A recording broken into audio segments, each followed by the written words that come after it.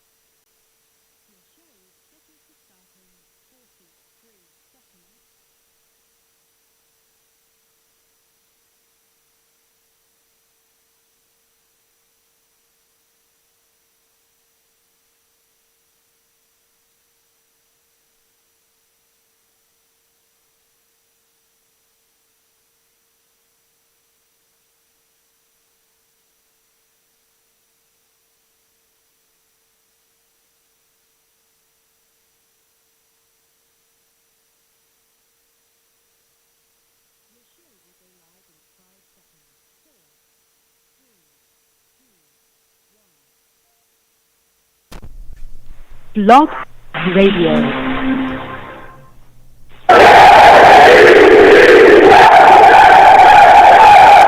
What's going on, folks? It's your boy Long Beach Joe, and I am back at it, man. We're back at it, coming to talk about a lot of things that's going on with the New York Jets, everything we have that's, happened. Again, as we all know, we also lost one of our coaches, great coach.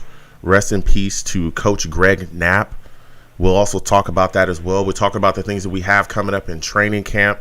Just so excited about what we have going. So let me go ahead and get right into it. I'm the man of the people. I'm here for the people. Let me shamelessly promote my Facebook page.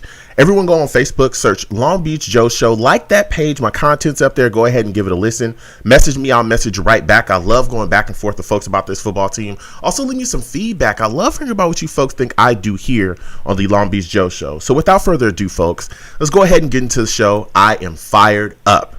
Listen, people. I'm also on iTunes as well. All right, you can go on iTunes, search The Long Beach Joe Show. Give your boy a subscribe on there. Subscribe to my iTunes. I got quite a bit of people, that listen to the show from various places, especially my folks from across, overseas and across the water. Salutes to all of you as well, and thank you, folks, for listening. I have quite a few listeners from overseas, and we definitely go back and forth on social media as well. I'm also on YouTube as well. If you want to check out the show live on YouTube, please go to YouTube, search Long Beach Joe Jets, Long Beach Joe Jets on YouTube. You can go right there, subscribe to the channel, turn on your notifications. So, when I'm posting content or when the show is live, you folks can watch it live and we can go back and forth. That's where I get into it. I go back and forth in my chat as well. I call them the savages. Why? Because they are savage.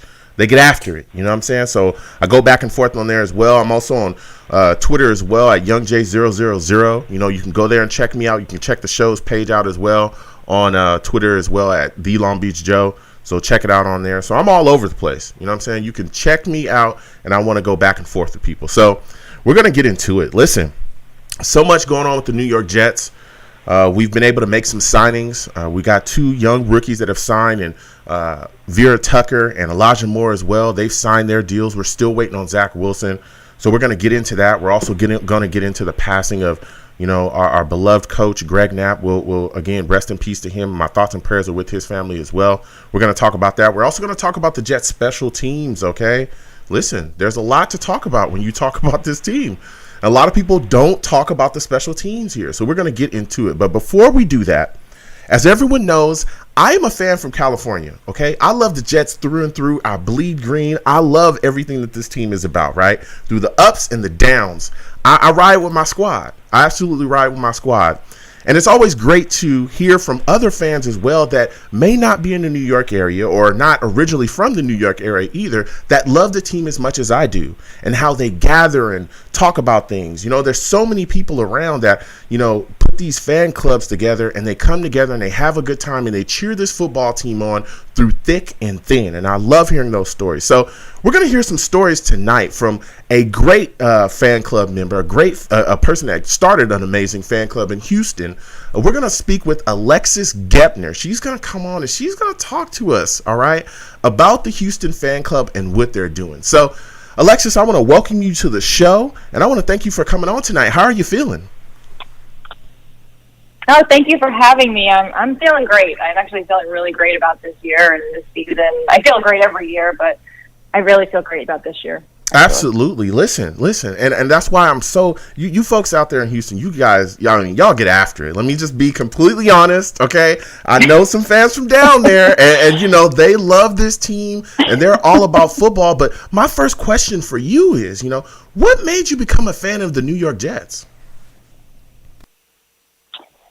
So I always like to go back and blame it on my mom, to be honest. I don't know if she would agree about that, but she, you know, she was back in the day when you could actually see a team win a Super Bowl. You know, she followed Namath, and you know, I'm not really sure if she taught me the game, if my dad taught me the game, but she knew the game. And you know, in our home, my dad's a Giants fan, my mom's a Jets fan, but my mom she was a football fan, and she actually got my dad more into football than he was. Mm-hmm.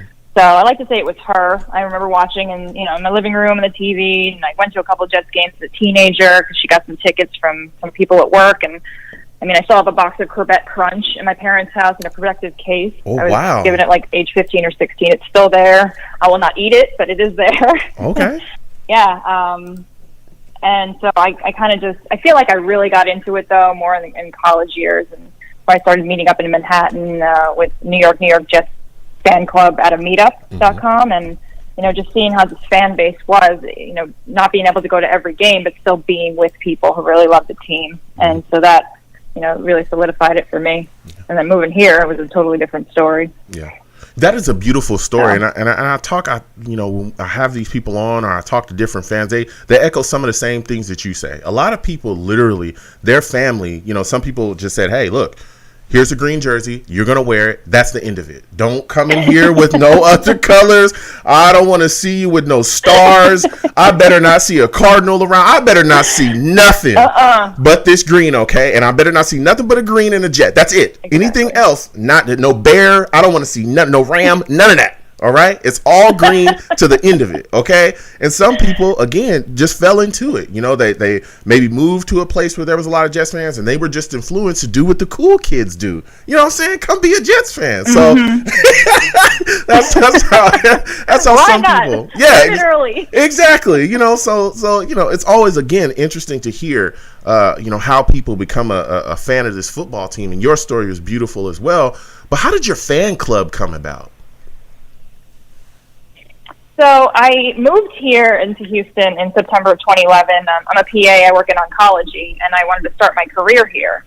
And so I remember sitting in my apartment and thinking, well, I can buy this sports package and just sit at home and watch the TV by myself, or I can see, you know, are there other people here? And so initially I had met a friend at my new apartment complex. She was a Bears fan. She still is a Bears fan. She's a great person, but she's a Bears fan, and she does root for the Jets now. And so we went to a local bar, and I'd go to this place, and they're like, well, here's your little TV, and you have no sound, and perhaps we'll give you a chair. We're not really sure. And, you know, I'd watch a game, and I'm like, this is not going to last at all. Like, I can't do this. You know, you need to be around fans, especially being a Jets fan. Yeah. So I had remembered the meetup group that I joined in New York, in Manhattan. I said, you know what, let me just see if there's more people around here like me. There's got to be more New Yorkers that have moved to Houston and just love the sweltering heat and sweating every day. And so I looked it up, and there was nothing, absolutely nothing. Maybe there was a Giants group. I'm not even sure. I think one of my friends started it, and then it kind of dwindled off. But I was like, you know what? Let me just start this group. And so I think it was October 24th. I went on Meetup and I just started this group, New York Jets Fans Club of Houston. And I said, let me see. I'll give it a shot.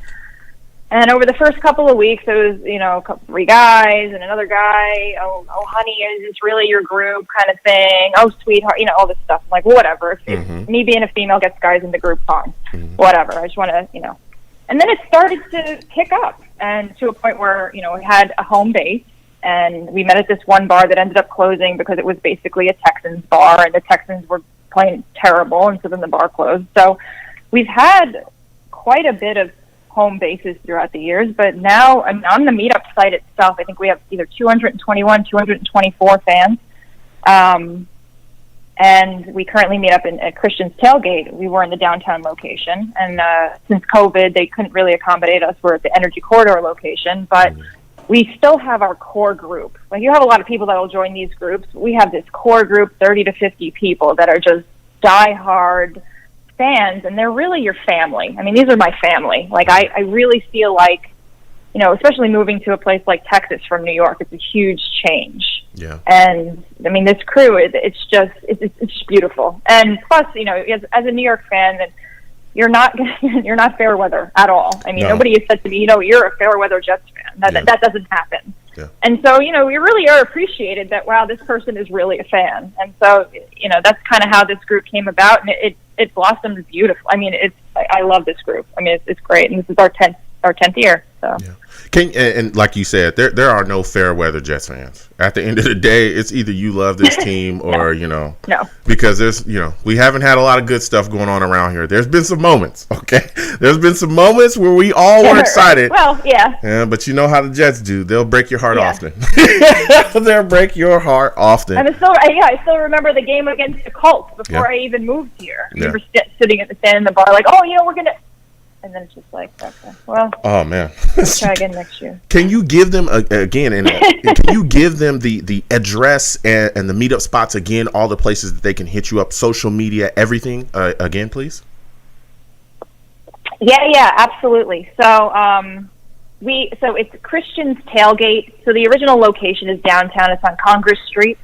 I'm still actually working with the bartender there to see or the owner, I'm sorry, to see if we're going to be able to go to the downtown location, just because COVID changed a lot of things. This last season, we were off of Highway 6. It was called the Energy Corridor location of Christian's Tailgate. So I have to see if we're still going to be there, and I'm going to definitely update that. You can find us on Facebook. It's Houston Jets Fans on Facebook.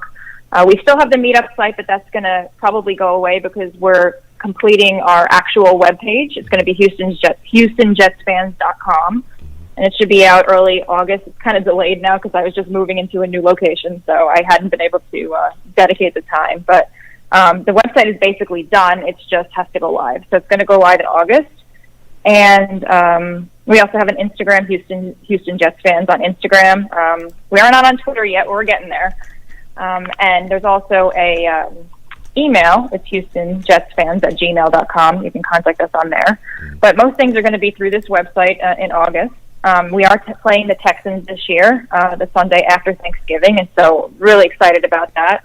It's going to be catered, and on the website you'll be able to purchase tickets for the tailgate, and we'll get all that together. I was trying to get a group of tickets, but it seemed like they were going to give us all the nosebleeds, and if people are going to come in, from all over, I don't want to just have the nosebleed section, so I was trying to section areas in the 100s.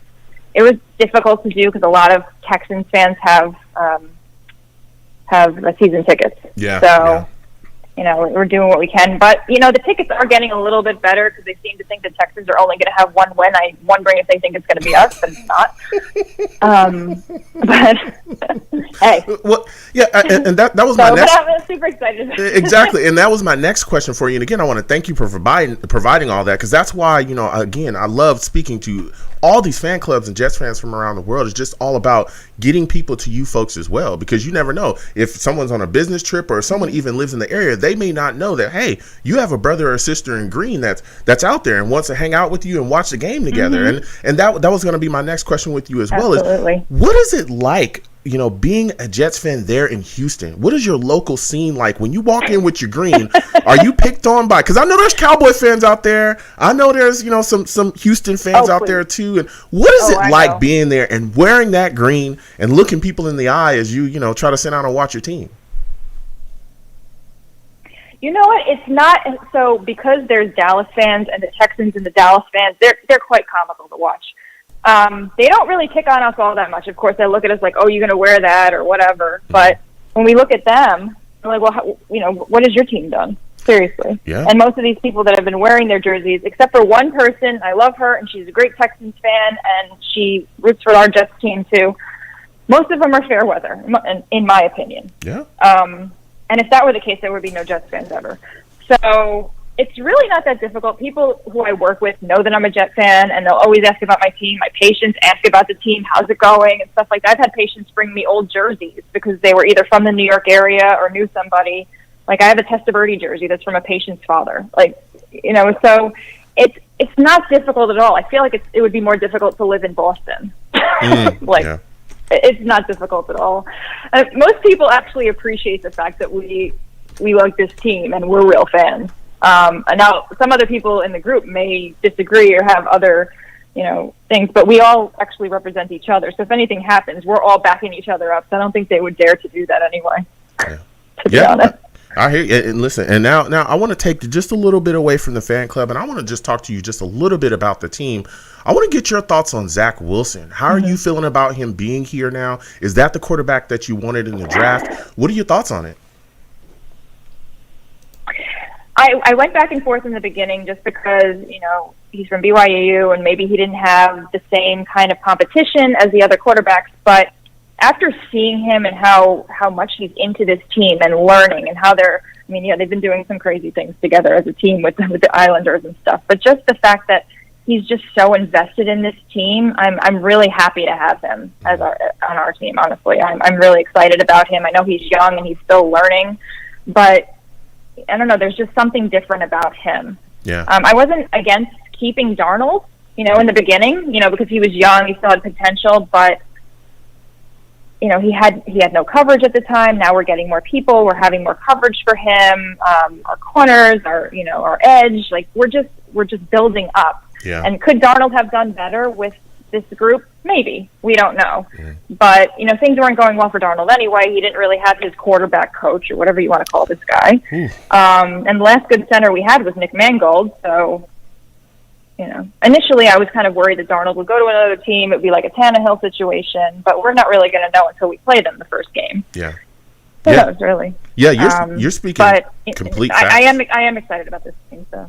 Yeah, you're speaking complete facts. I'm a big Darnold guy. I'm a big USC guy. I'm not a homer. I'm just being honest here. Everyone knows it. And I was hoping that we would keep him, but I understood why they moved on, especially with the option. And of course, our new general manager Joe Douglas, he wants to get his guy in the building.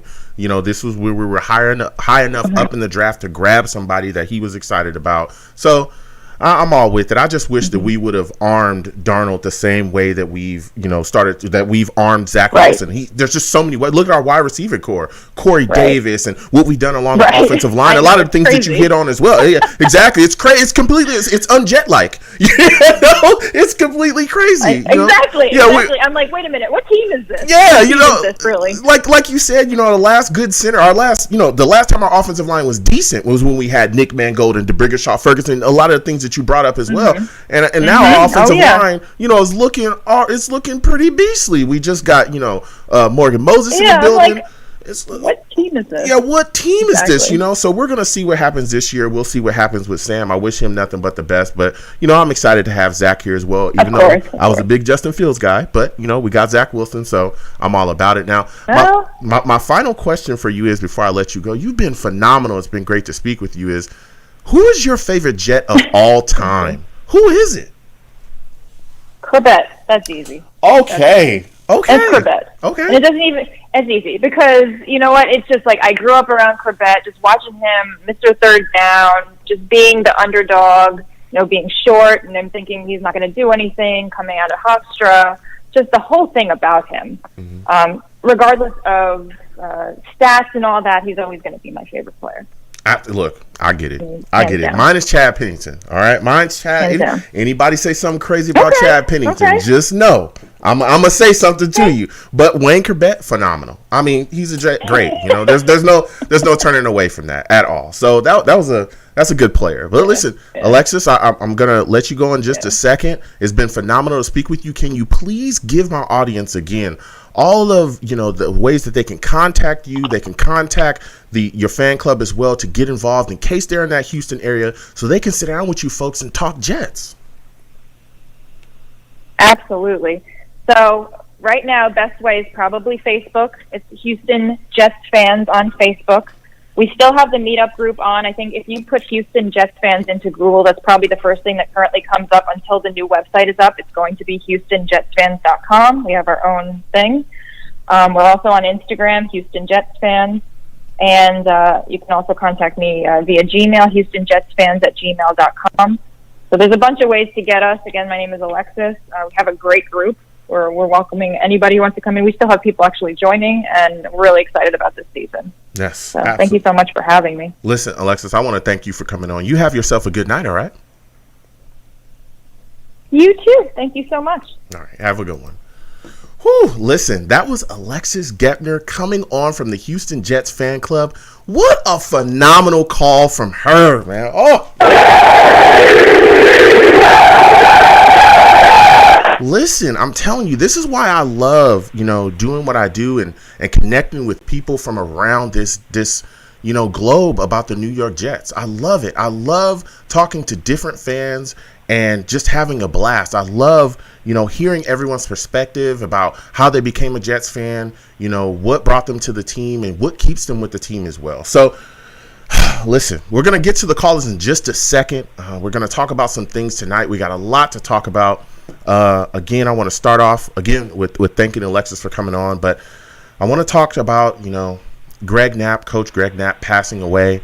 In case you don't know, Coach Knapp was riding a bike and was struck, ended up going to the hospital. Everyone, sent thoughts and prayers and was hoping that would pull through, but he ended up passing away. This was a guy that, everyone was excited about. When we brought him into the fold, you hear a lot of players from around the league talking about him as well and what he brought to the table, as far as coaching, even, other quarterbacks from around the league. So there's just so much love and so much of an outpour. I want to send my thoughts and prayers to his family, his loved ones, the Jets as well. I know that coaching staff, there was a lot of people that were super tight with him too. So I want to just hold on for a second and give a moment of silence for Coach Greg Knapp. May he rest in peace.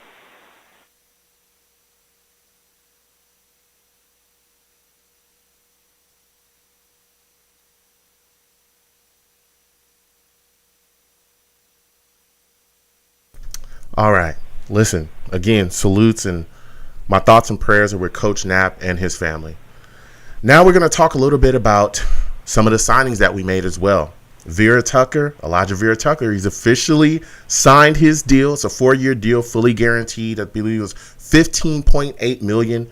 He's got a 5th-year option. You know what I'm saying? He's in the fold. Elijah Moore signed as well for another 4-year deal, $8.9 million. With guarantees throughout it and all kinds of things going on there. Now, listen, the only guy that is not signed up until this point, unless he's signed right now, all right, he's unsigned up until this point, is Zack Wilson. And I know that there are some people that are starting to really wonder about this situation. Again, we've seen this in the past with other teams. I believe Darnold had an issue with it too, trying to get a deal done. Now, we all know that players are slotted to, make cash how they make it. Again, this has been for years now. Everyone knows what they're exactly supposed to make, but it's a lot of things in there as far as language. We saw Trevor Lawrence get different things as far as his language, guarantees, the way the money is actually paid out. So that's probably what him and his agent are trying to work out with the New York Jets. But I'm hoping that this doesn't spill into training camp and he misses a little bit of time. I'm hoping that that's not what happens. Hoping that he signs, and comes on in. I have all the faith in the world that that's what's going to happen, but I know some fans are starting to feel a little bit uneasy again with training camp right around the corner. You got players, they have to report on the 27th, and then things are going to really get started. So we'll see how that happens. Now, I also want to talk to you folks about special teams, okay? A lot to talk about there. this kicking situation with the New York Jets and old Ficken, I don't know if people are feeling, warm and fuzzy about going into the season with him. I'm wondering if the New York Jets are going to start to bring in some type of competition this season to really figure out what's going on and figure out if he's going to be the best fit. I also want to know, hey, who do you folks think is going to be our kick returner? That's a big question as well. Is the special teams going to be better than it was last year? That's a big question too. And I know a lot of people, when they think about football, they just think offense, defense, that's it. Listen, special teams matters. If you have a very solid defense and your punter is able to pin teams in that within in that 10, if he's a good punter and he can pin a team down on a 5, stuff like that, whoo, let me tell you, it becomes dangerous, dude. It becomes super dangerous. There's a lot of hidden yards in special teams, especially when you have good kick returners, guys that can give your offense very good field position. We saw, a host of good kick returners over our time watching football, from Devin Hester to, Hall and all these guys. But we've seen those guys, even if they weren't getting that touchdown every single time, they were putting their teams in great field position. Putting your offense in good field position gives your offense so many opportunities and chances to really knock things out the park and get a score on a weekly basis. So we're going to talk about that tonight as well. So I'm going to get to these lines again, 515-602-9639, 515-602-9639. Call in. We are taking all calls, all right? Salutes to the Savages in the chat. In case you folks don't know, I call my chat the Savages. Why? Because they are savage, okay? They get after everybody. It doesn't matter who you are. They're going to let you know what time it is. You know what I'm saying? They're going to let you know. They're going to let you know, man. You know what I'm saying? They are savage. Straight savages. You know what I'm saying? Straight savages. So we're going to salutes again to all the Savages in the chat. If you'd like to donate, you can hit my super chat. That's up there as well. If not, if you don't want to hit the super chat, my Cash App is on the screen. Please hit up the Cash App. Some people say, hey, I just want to go through Cash App. So go ahead and do that. So we're going to get to these lines again, 515-602-9639, 515-602-939. Call in. We are talking to everyone, all right? So first call, I'm going to 973. I'm coming directly to you. 973. Again, I want to thank you for calling tonight. What's going on, my friend? Hey, what's going on, dude? Haven't talked to you for a little while there. Yeah, it's good to have you back on, calling in. Listen, man, let's get right into it. Give me your thoughts about this situation with Zack Wilson. Are you one of those fans that are concerned that he has not signed his deal yet officially? Oh, no, not at all. Not at all. I mean, it's look, it's the NFL. There's a lot of money involved. There's a lot of lawyers, a lot of agents, a lot of people have their hand in the pot, so to speak. So it's going to take a while. I just kind of see it like, hey, that's just modern NFL, and especially with the quarterback, how important that position is. The merchandise, the TV rights, the jersey. I mean, everything that's involved with that. It's going to take a while. Look, Zack Wilson, he came to the Jets. I don't know if that was the Jets' ideal pick overall, if that's the perfect guy they were dreaming about. But New York is a huge market. You don't walk away from any New York team, even if it's the Jets, even if it's a rebuilding Jets. So to me, this is just kind of, hey, it's a slow news week. People got to make some drama. Okay, it's a little drama, but it's nothing. Yeah. And again, I kind of have that feeling myself. I'm not going crazy about it, but like you said, there's some people that are like, hey, what's going on? They're on edge. We're a couple of days away, from training camp starting, and they're like, they don't want this to flow over into training camp, cause some issues. Maybe he might miss some practices, or some people believe that he may hold out, some crazy stuff. I don't think any of that happens. I think they get the deal done. Again, he's smart. He's got a smart team, and I hope they figure things out. So I want to go to the special teams with you, my man, because there's some question marks there. There's quite a bit of question marks. What are your thoughts about the Jets' kicking situation? Could you see the New York Jets bringing in other kickers to give Ficken some competition there? I think every team in the NFL should be bringing in extra kickers. I mean, I kind of feel like kickers have been a premium the last few years. A lot of teams have struggled with finding kickers or a kicker who can stay good throughout the season. It's a really, really important position. A lot of teams are shoring up their defenses. They're adding big, scary defensive players. They're signing really expensive corners. So teams are kicking a little bit more probably than they'd like. And it's really hard to find a good kicker. Yeah. If any team that has a good kicker, they sign them, they keep them. Yeah. So I'm not expecting the Jets or any other team to just have one guy and just have it be really easy. You're probably going to have a rotation of 1 or 2, maybe 3 guys throughout the season. And I'm expecting that with the Jets. I mean, if the Jets are really lucky, hey, maybe they already got the hole-in-one. But I'm expecting that. I think that's just good practice right now. And so my final question for you, and again, you've had a great call. When you look at a lot of the players that we've drafted, there's a lot of young players as well that we're expecting to make some impact on special teams. I know Sherwood was one of the guys that was talked about as, hey, he may not be a guy that we immediately, put as a starter, but he's a guy that can impact special teams too. Do you think that Brent Boyer, our special teams coordinator, will be able to coach up some of these young guys that we have to have them, play an impact role in our special teams? Special teams for me has been a big concern basically since they got rid of Brad Smith. I mean, that was really the last time I felt like, man, the Jets have good special teams where they impacted games and they won games because of special teams. It was when the Jets were doing really well under Rex Ryan, the offense was contributing, the defense was contributing, and the special teams was contributing. That's how they were able to beat Pittsburgh. That's how they were able to get a game against Indy. It was all 3 phases contributing to the win. And I feel like the special teams, I'm not going to throw the blame on them. There's been problems on the defense. There's been problems on the offense. But it hasn't been a point of pride for the Jets for a long time, I feel. So for the Jets to do well, especially with this year with, a lot of new guys on defense, the offense is going to look totally different.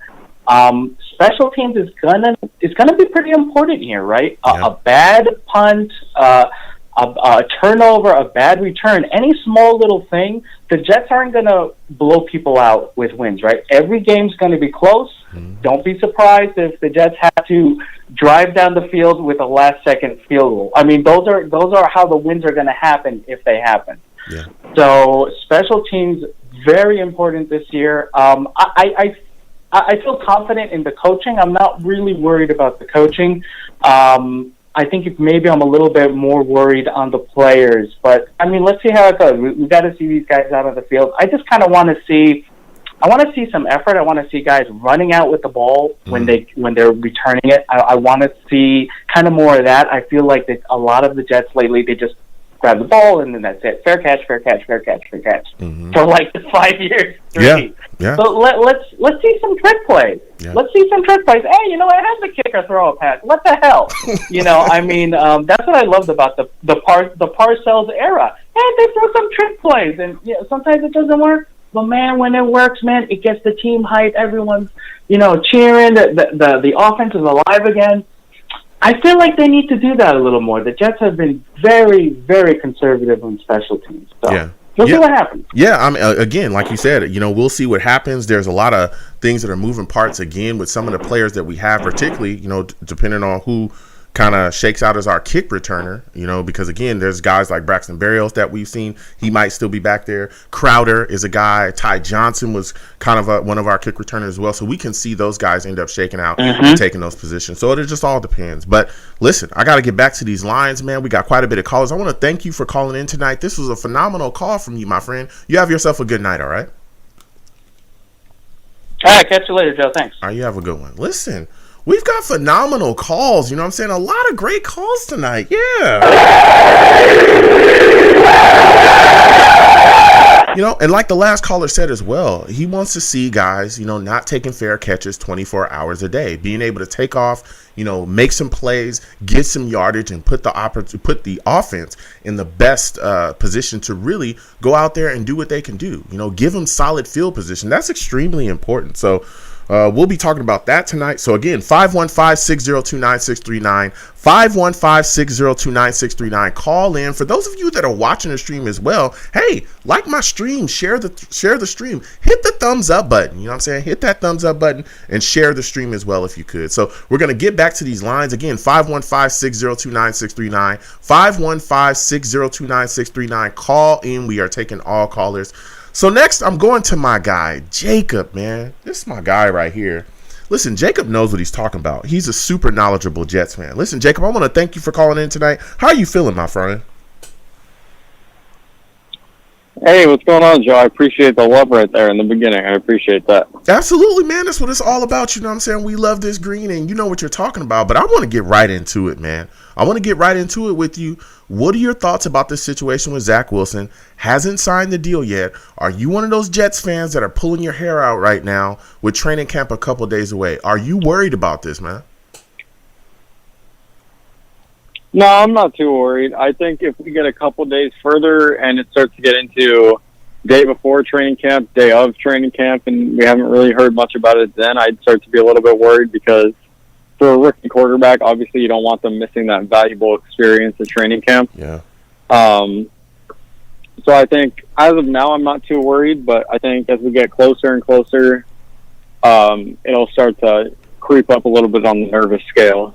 Yeah. Okay. Yeah. You know, and again, you sound like a lot of, you know, some of the Jets fans that I speak with as well that aren't, you know, going crazy right now, but they're saying, listen, we don't want this to keep going. And then training camp comes and maybe he doesn't, you know, show and things just continue to pour out. Because, again, we saw Darnold. I believe it was Darnold kind of had this situation as well when he first signed too. So, and we've seen this across the NFL. Various other teams have had these issues as well. So, you know, I get it. I'm not pulling my hair out. I'm just waiting and seeing. You know, he's got a smart team. Comes from a really smart family as well. A lot of business, you know, big business in his family too. I'm sure they'll get the job done there.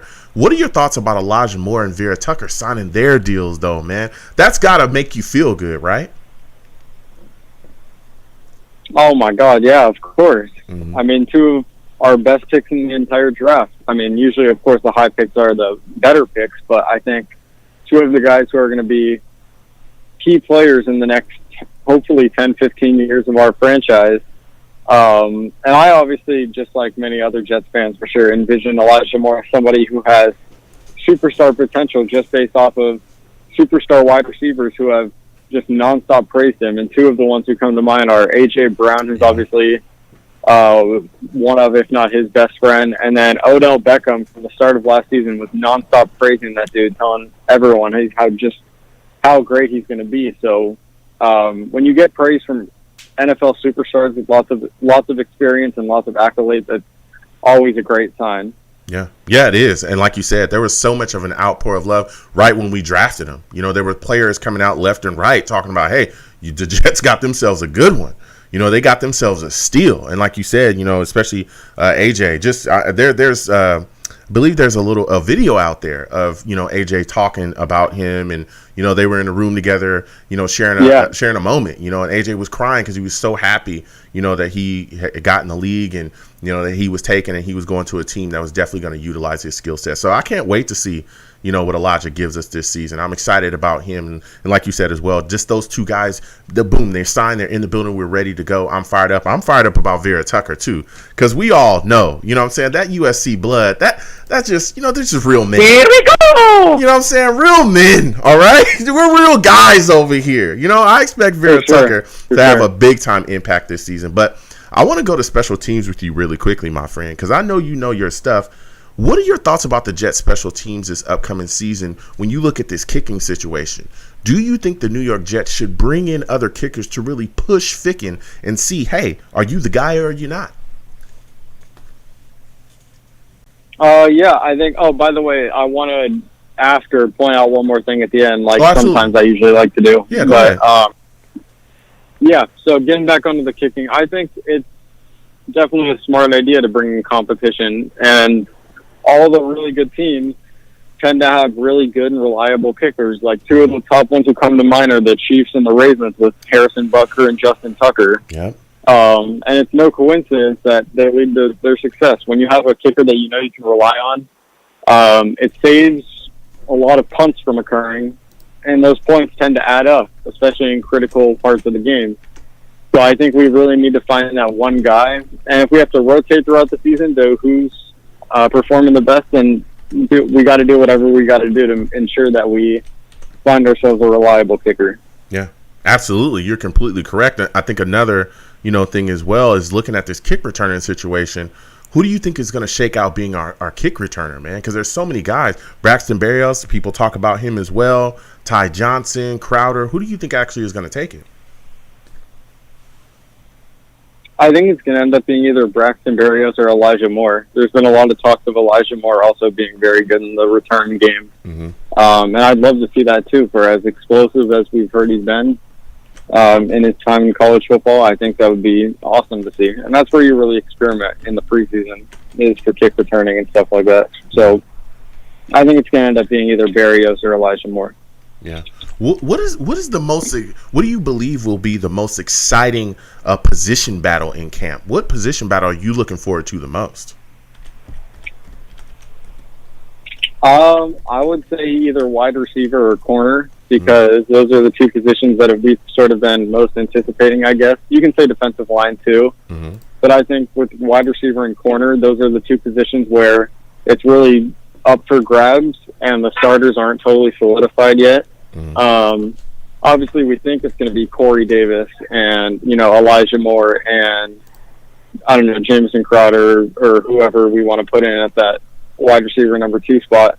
But with a position like corner, we're not really sure, because there's so many young guys who have a lot to prove. And they're all going to be battling their hearts out because they want that starting job. So I'm excited to see that. Yeah, I am too. And you brought up a lot of great position battles, but corner for me as well, like you said, there's so many question marks, especially, to me, I don't think anyone's necessarily penciled in Bless as just a starting, corner, because he's not good. We're still trying to figure out what's going to happen there, especially at number 2. Look, I like Bryce Hall. Everyone, I think does. He's shown some flashes, but is he really the guy? Then after 2, you start to look at that slot position. You say, well, with Poole not being on the roster anymore, okay, where are we going there? Who's going to be the guy that's going to fill in that position? And even down, and again, guys like, Justin Hardy, a guy that we brought in as well, I don't think he's going to give us a lot necessarily from that corner position. I don't think he's a number 1 or number 2, but he's a guy that definitely is going to make the roster because of his impact on special teams as well. Something else we spoke about on this call too. So there's just so many things going on, but like you said, that corner situation is a big question mark. So that was a great take there. Before I let you go, though, what is the question that you have? What did you want to speak about?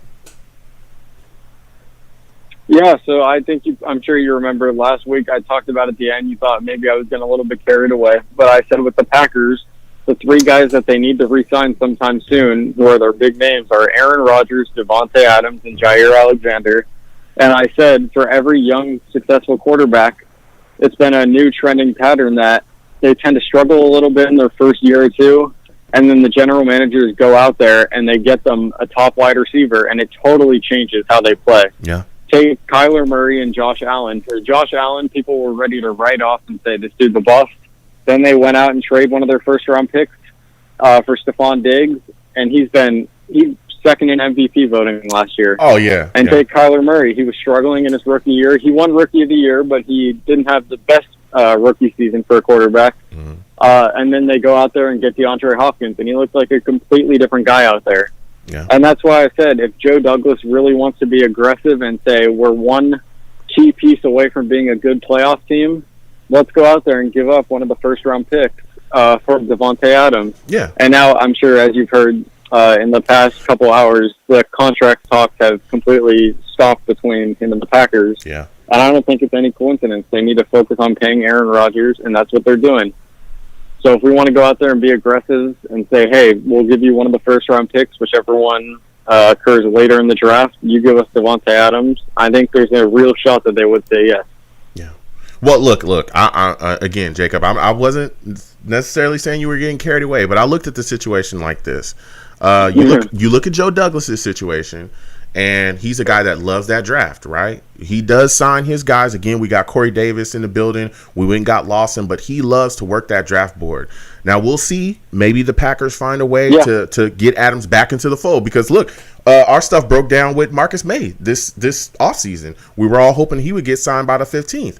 Didn't happen, but the Jets can still try to figure something out or work out a deal, or we even franchise him, in the future as well. So we'll see what happens. But again, getting weapons around a young quarterback is important. I'm right there with you, but I think that's why Joe Douglas has done a lot of things that he's done, especially bringing in Corey Davis, Crowder, getting him restructured, getting his deal down, Keelan Cole being aboard as well, Elijah Moore, and we're still trying to see, hey, where's Mims gonna? We're all hoping that Mims, this is going to be his breakout season. So there's a lot there, but I hear what you're saying.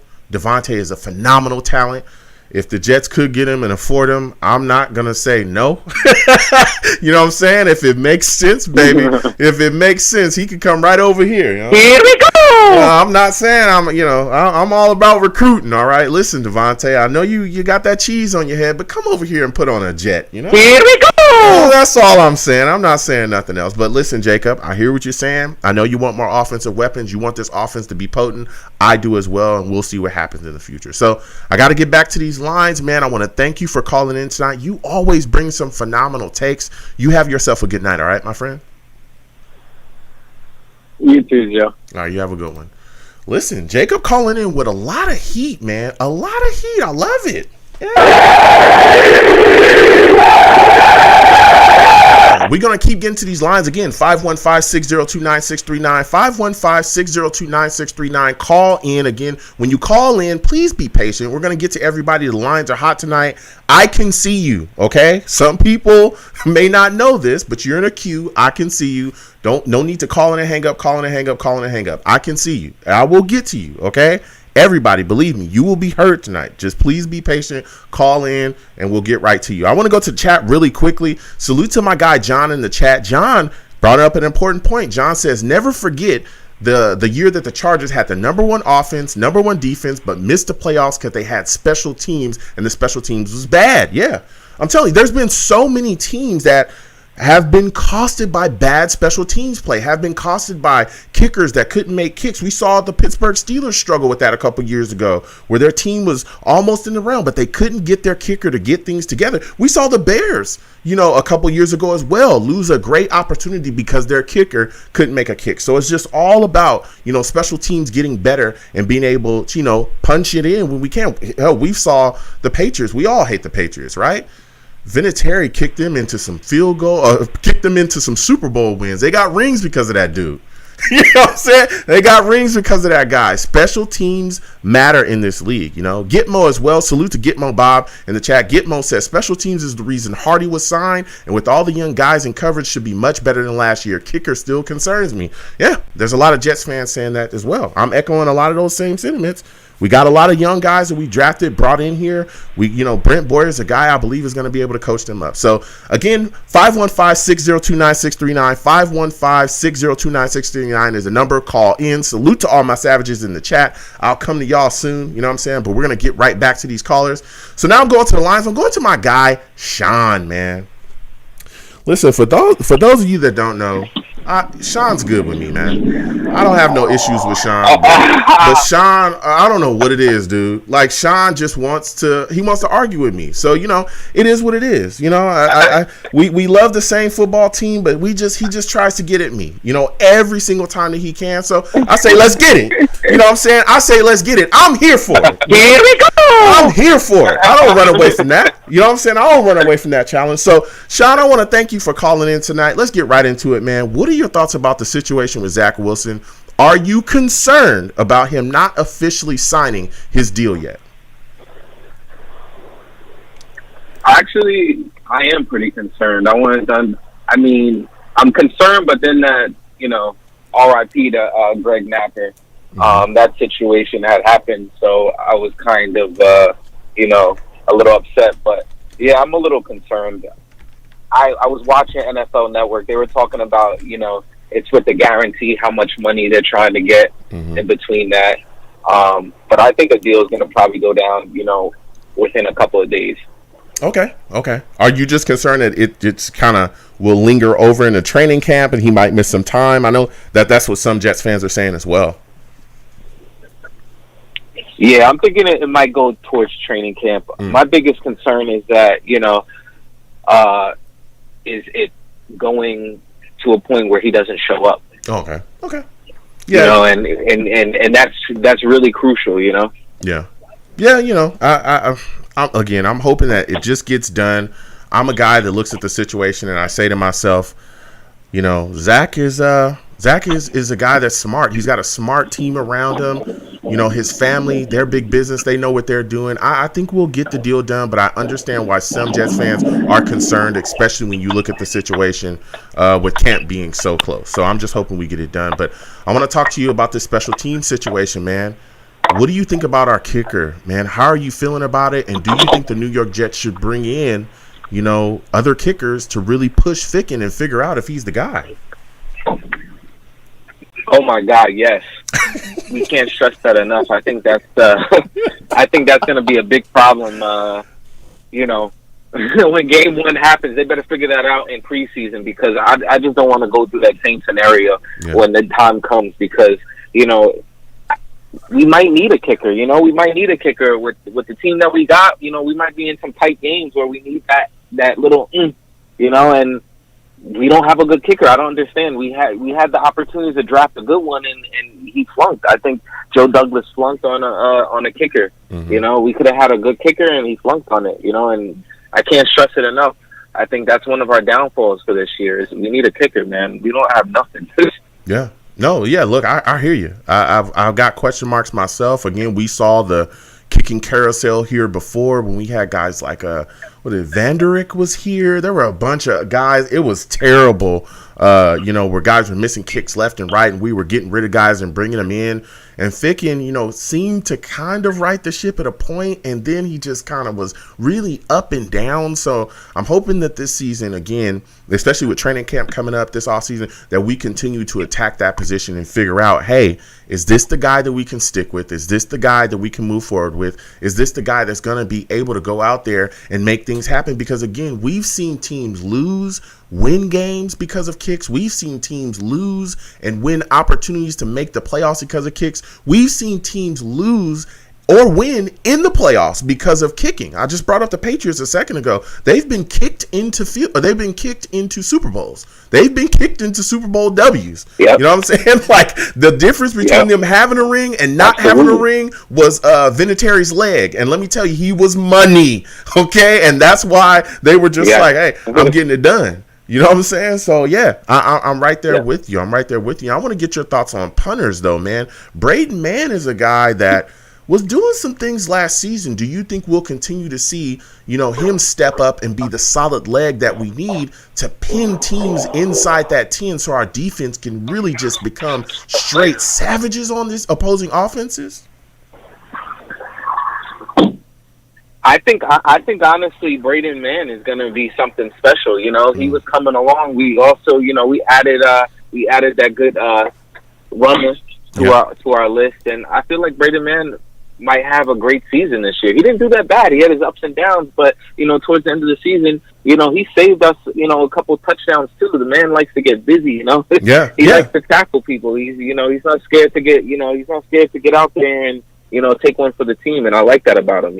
Yeah. Absolutely. Now, my final question for you, Sean, before I let you go, because, you bring in the heat, my friend, is what is a position battle that you can't wait to see in training camp? What position battle are you looking forward to the most? I would say the running back position and the cornerback position. Okay. I'm really big on the cornerback position because I like Hall. I just don't believe in Bless Austin. What's the other one? Bless Austin. Yeah. Oh, God. Bless Austin. I don't believe in him. He's too slow. Yeah. And I've been hearing a lot about Isaiah Dunn. He's been surprising a lot of the coaches lately in the fall with his performance. So I'm excited for him as well. And then with the running back position, I'm really high on Mike Carter. I really think he's going to be something special for us. Yeah.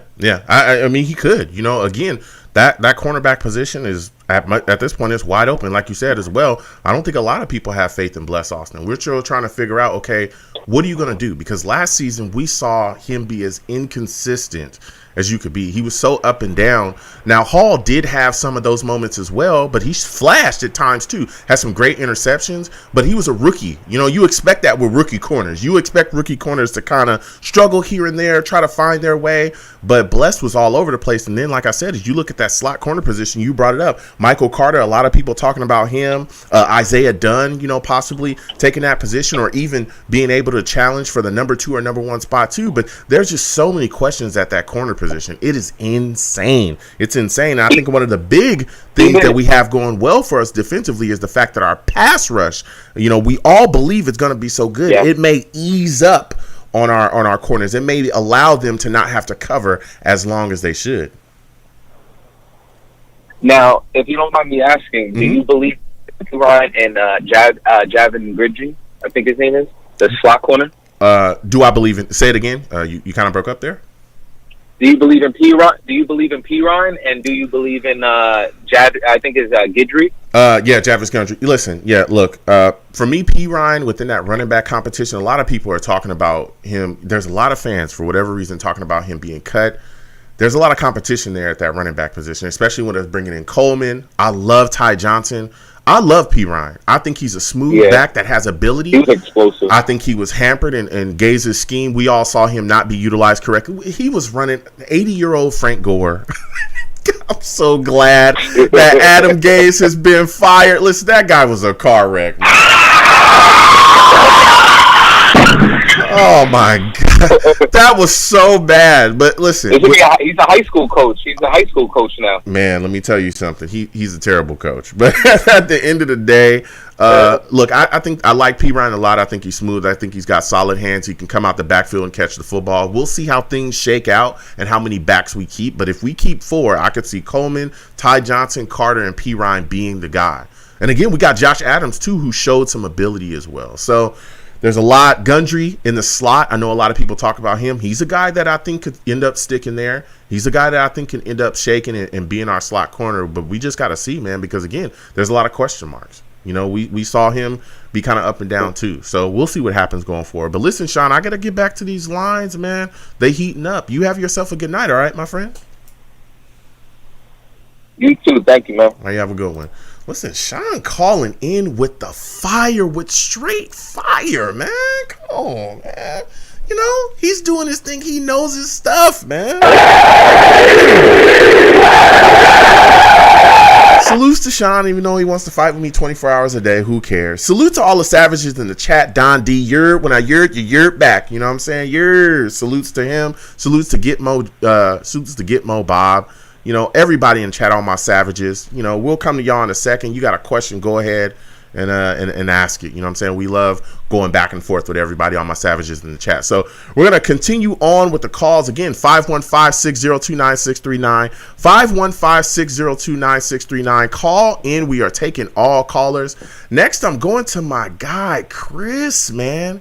Chris, I'm coming directly to you. You already know Chris is going to bring the fire.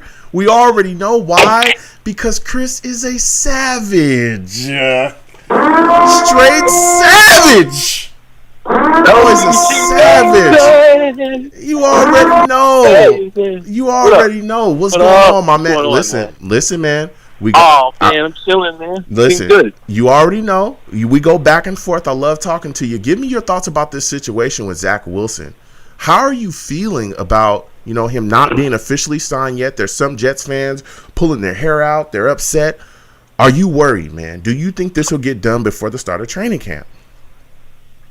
Yeah, it's unacceptable, man. Mm-hmm. It's unacceptable for your franchise quarterback not to be signed. But what are we doing here? What are we doing? You know, this guy's we're supposed to get contract situations with your rookie salary cap is already set. It's supposed to be done. It should be done quickly. I don't know what Joe Douglas is doing. I don't know what they're planning on doing, but this should be done already. And it is concerning because, you know, you want your quarterback. If this is your franchise, we traded Sam Darnold I mean, this should be done. It's going to be done, but I mean, why is it taking so long? Mm-hmm. You know, two guys sit in a room and negotiate a contract.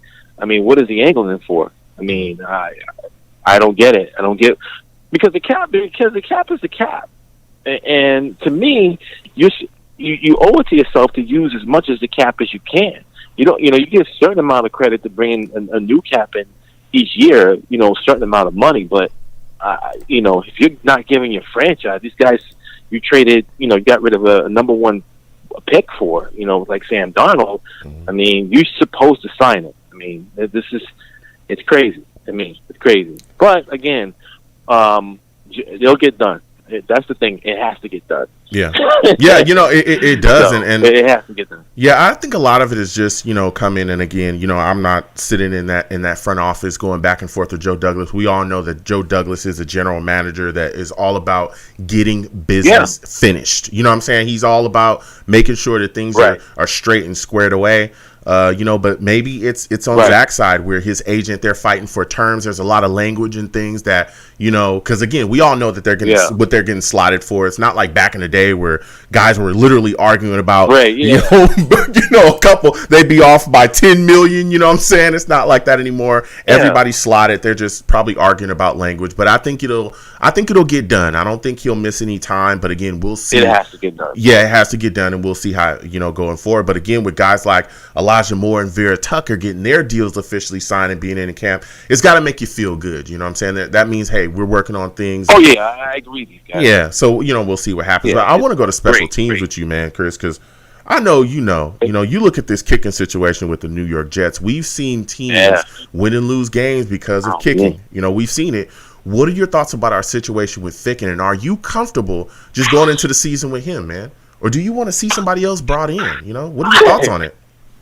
Yeah, they have to bring somebody else and kick in. Every Jet fan's been collective breath. You can feel your breath like, oh my God, is he gonna kick? He's gonna move it. Oh, that's what you gotta. Please, get that solved at least. Every time Sam Ficken gets up there, and I know you like. Hope he gets it. Yeah. And the closer you get, you said it can't be 50 yards, and he'd be like 50 yards. He can't hit it. Yeah. You want a consistent kicker. To get in there. I forget the kicker's name that Mike McCagnon let go, but he was money. I forget the guy's name. Yeah, he was money, and they let him go. Mm-hmm. Yeah, there was Nick Folk. We had Nick Folk before. He was very solid, the Folk hero, and then there was just issues after that, But again, with everything that we're doing, particularly on special teams, bringing in Justin Hardy as well, who I think is definitely going to have an impact for us special teams. Oh yeah, he's good. He's very good. I'm hoping that they do something at this kicking position, at least bring in competition. I'm not saying just strip the job away from him. Go into a kicking competition because, hey, that job means a lot, man. I know, again, that's why I want to talk about this tonight. A lot of people just, when they think about football, they just think offense, defense, that's it. No, bro. Special teams matter, bro. They matter. Yep. Ask the Patriots. Right. Ask the Patriots if special teams matter, okay? Tom Brady's hand is full of rings for a reason. Ask the Pittsburgh Steelers if special teams matter. We've seen them lose games, lose in the playoff because of bad kicks, stuff like that. So, we'll see that situation. Yeah. But who do you think pans out being our kick returner, man? Wow, that's a very good question. When I'm thinking about the running back position, if you look at the guys that we have, maybe one of those guys, if they don't make the roster, they can make it on special teams in the return. As far as like Josh Adams or one of those guys, maybe they'll take it. Okay. I know. That's what I'm thinking. I hear you. I know this guy Braxton Berrios is a guy that could possibly be back there again as well. We've seen him in the past. Jamison Crowder, we've seen him back there as too. So, but you're bringing up a great point there, though, man. A great point. So. Yeah, you're bringing the takes right there. Yeah. Now, my final question before I get back to these lines, man, because you've had a heck of a call, is what position battle are you looking forward to the most in training camp, man? Which battle are you looking to see who really comes out of the scrum? All right, two positions. I'm looking at who's going to be the next the opposite side of the pass rush in the cornerback position. But I will always say it like this. This is what I would say about the corner. Everybody keeps talking about Bless Dawson and not giving love to LaMarcus Joyner. I think you did really underestimating that guy. He's really good, and I think LaMarcus Joyner is going to surprise some people this year about his abilities. I'm telling you. Okay. Watch out for LaMarcus, man. Yeah. I'm telling you. I hear Watch you. out. Listen, I hear you, and I've talked to people about that safety position as well when we were, chatting about things that was going on with Marcus May. Joyner, is a guy that's coming in. He's a versatile guy as well, and especially, listen, Davis still kind of healing up a little bit from that injury. If Davis comes in and doesn't do what he's supposed to do, I could see Joyner being next to Marcus May, as a starting safety. So don't sleep. Yeah. Don't sleep, but there's a lot of battles. But listen, that's what I said. Don't sleep. Yeah. You talking the pass rush? The pass rush is also definitely important. Is Aninga going to step up? Is Vinny Curry? Is Bryce the guy Cox last year? Any of the guys that they brought in on the opposite side? That's what I'm concerned. I'm looking at, and the pass rush is most important. As far as for the defense. So that's it, man. Yeah, listen. That's it. I love this season. I love what we're doing, and Let's get him on the side. Last before I go, what do you think about the backup quarterback thing? Listen, are they gonna get a backup quarterback in the end? Chris, we have talked. Listen, there is so many and look, I'm excited. That scares me. I'm excited about this team as well, Chris. Look, I'm telling you. Here we go. I'm excited about this team as well. Okay, but there's some question marks, and we'll continue to talk about this throughout the offseason because everybody knows I keep my show going. James Morgan and White, big question marks. Okay, like you said as well. We were we're all wondering, hey, are you gonna go sign a veteran? Are you going to bring in somebody that actually, has played in a game that if, knock on wood, if Zack Wilson goes down, maybe for a game, 2 games or something like that, is there a guy that's just going to be able to step in and keep the team afloat? Is there a guy that's just going to be able to keep the offense rolling so that we don't fall off of a cliff? Because, again, Morgan, we haven't seen anything out of him at all. We see nothing. White, we see nothing. So big question marks. But listen, Chris, you were phenomenal, man. You brought let me give you a hand, man. Let me give you a hand. You know what I'm saying?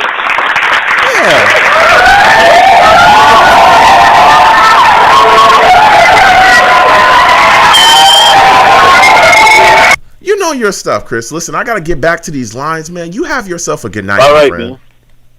All right. Go Jets, man. Absolutely. JTS. Absolutely, man. Go Jets. Listen, salutes again to Chris. I want to thank him for calling in. And like he was saying, there's so many question marks on the team. You look at the situation at kicker.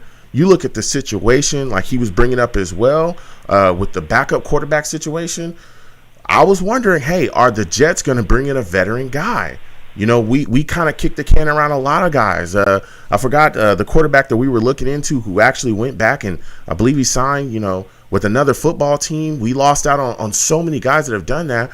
Are the Jets okay with going into this season, with White and James Morgan as backups? What happens if Zack Wilson misses some time? We got a lot of questions. So we're going to keep getting to these lines. Again, 515-602-9639. 515-602-9639. Call in if you're watching the stream, wherever you're watching me from. Please give me a thumbs up. Please share the stream. You know what I'm saying? Retweet it. Share it with your family, your friends, and all that stuff. Have them call in. I love going back and forth with people. Salute to all the savages in the chat as well. I'll go back with you folks. Hey, the super chat's up there. Please donate if you can. Whatever you give is greatly appreciated. The Cash App is there as well for those of you that may not want to hit the super chat. I have people say, hey, Joe, what about Cash App? Do you have it? Yes, I do. It's right at the bottom of the screen. Go ahead and hit that up as well. So again, 515-602-9639. 515-602-9639 is the number. Call in. So we're getting back to these lines. I'm going to my guy, Steve. All right. Steve, salutes to you. We're coming directly to you, Steve. Listen, I want to thank you for calling in tonight, my friend. Give me your thoughts about Zack Wilson and his situation. He's not signed yet. How are you feeling about that situation? Are you pulling your hair out over it? First off, what's going on, Long Beach Joe? What's going on, man? Let's go, man, as Robert Saleh says. Let's go. Training camp is around the corner. All right. Listen, Steve coming in with the energy, man. That's what I'm talking about, Steve. Give us your take, man.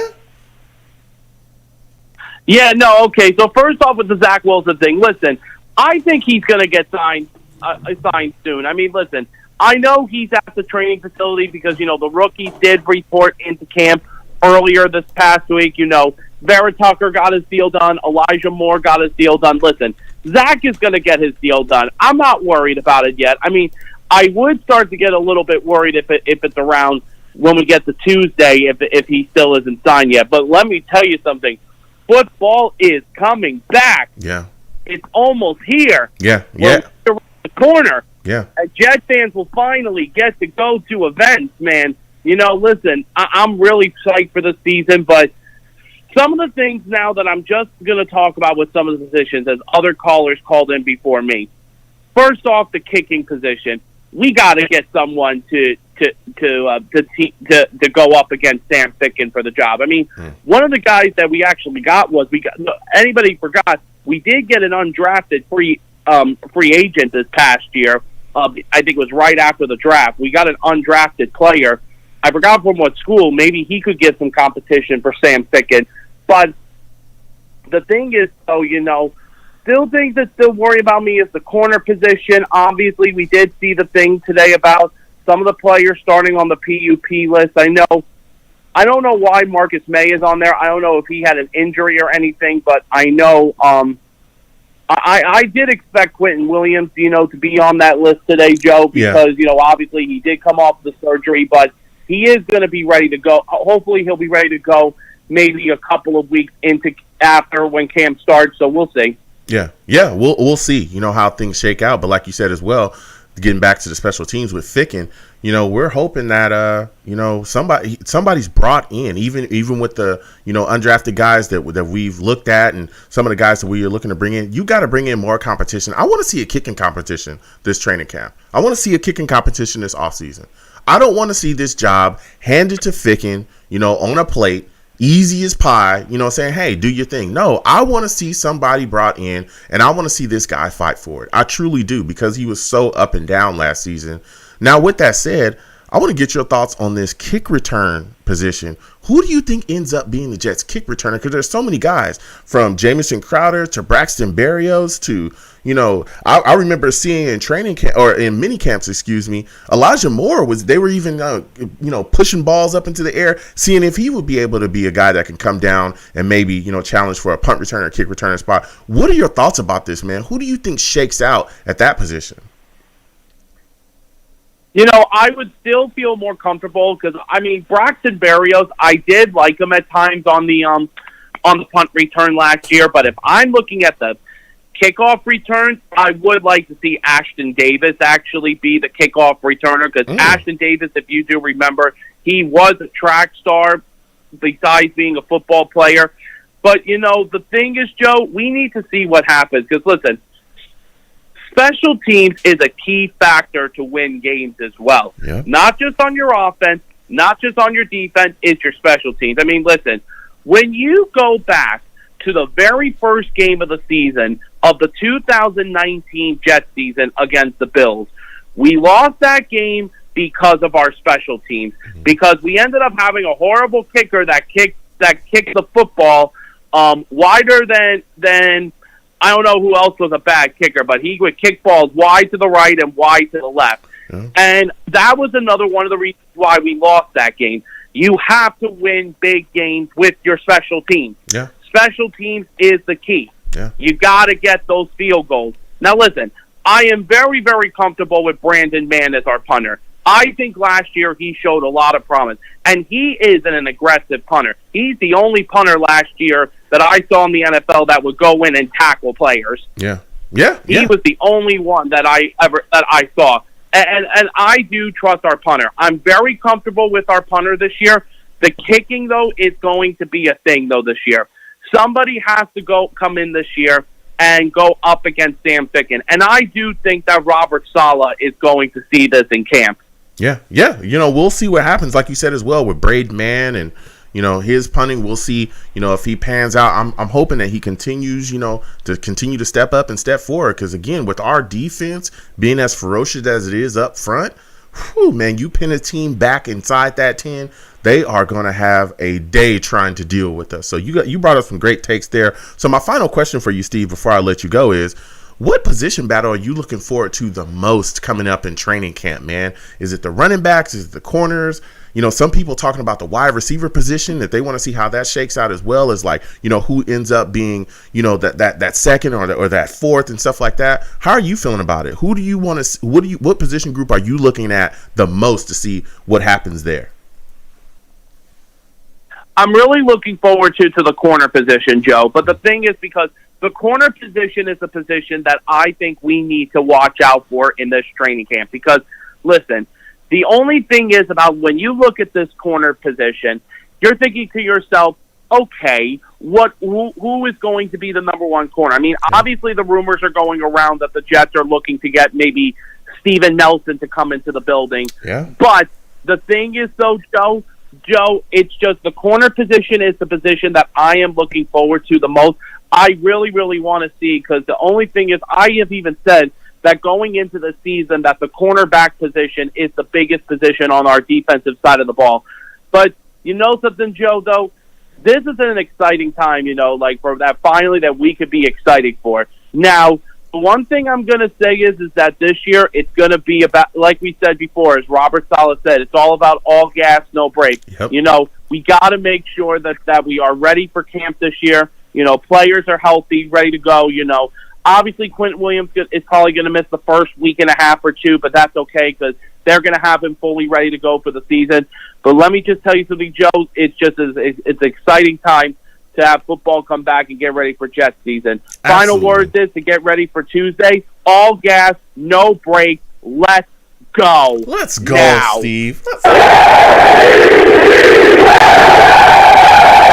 Listen, Steve, I got to get back to these lines, man. You brought the fire tonight. I want to thank you for calling in. You have yourself a good night, my friend. Good night. Go Jets. That's what I'm talking about, man. Listen, Steve, bring in the fire, all right? Bring in the fire. You know what I'm saying? Yeah. Listen, 515-602-9639, 515-602-9639. Call in. We're going to keep the show rolling. We're going to get to these lines. Please be patient if you call in. I got some callers. We're going to get to everybody tonight. Next, I'm going to my guy, Donovan. Donovan calling in. Salutes. Yeah. You know what I'm saying? Yeah. That's what I'm talking about. You know what I'm saying? Listen, Donovan, you know what tonight is about, man. It's about talking Jets, man. It's about talking about this green. Give me your thoughts about this situation with Zack Wilson, man. How are you feeling? Are you pulling your hair out that he hasn't signed yet, man? Is it bothering you? I ain't got no hair to pull, bro. The Jets and the Knicks already took that long ago. That's over with. I pulled my beard hair out for that. Hey, about to leave Donovan with a patchy beard. Oh my goodness, go ahead, Donovan. Yeah, man. Come on, man. No, I'm not really concerned whether or not he's going to get signed. Of course, he's going to get signed. But I like Joe Douglas. I like what he's done. So far, it looks like, if he hits on picks now, you're going to look at him like he was the guy who moved this organization since the last time it was Bill Parcells. Mm-hmm. But the only concern I have is, we have this money, right? And with you being here, we literally haven't signed guys. Like Marcus May didn't get his contract. We moved Jamal Adams. We moved Sam Darnold. This is supposed to be the franchise guy, and everybody's like, oh, he wants his guys, but you picked your quarterback. So my thing is, if you want your guys, why are we having a dispute as far as I don't know if it's a dispute, but why is it taking so long to get this contract done? Mm. And it's kind of concerning because it's like a trend with him. Yeah. When it comes to the money. And I get it, you want to do the right thing for the organization, but you have to spend the money too. Yeah. That's But again, it's about the language. Again, like you said, we all know Joe Douglas is a tough customer. We've seen him let guys walk that signed for a little bit more. Robbie Anderson, a lot of people were upset. When that situation happened, that he wasn't re-signed.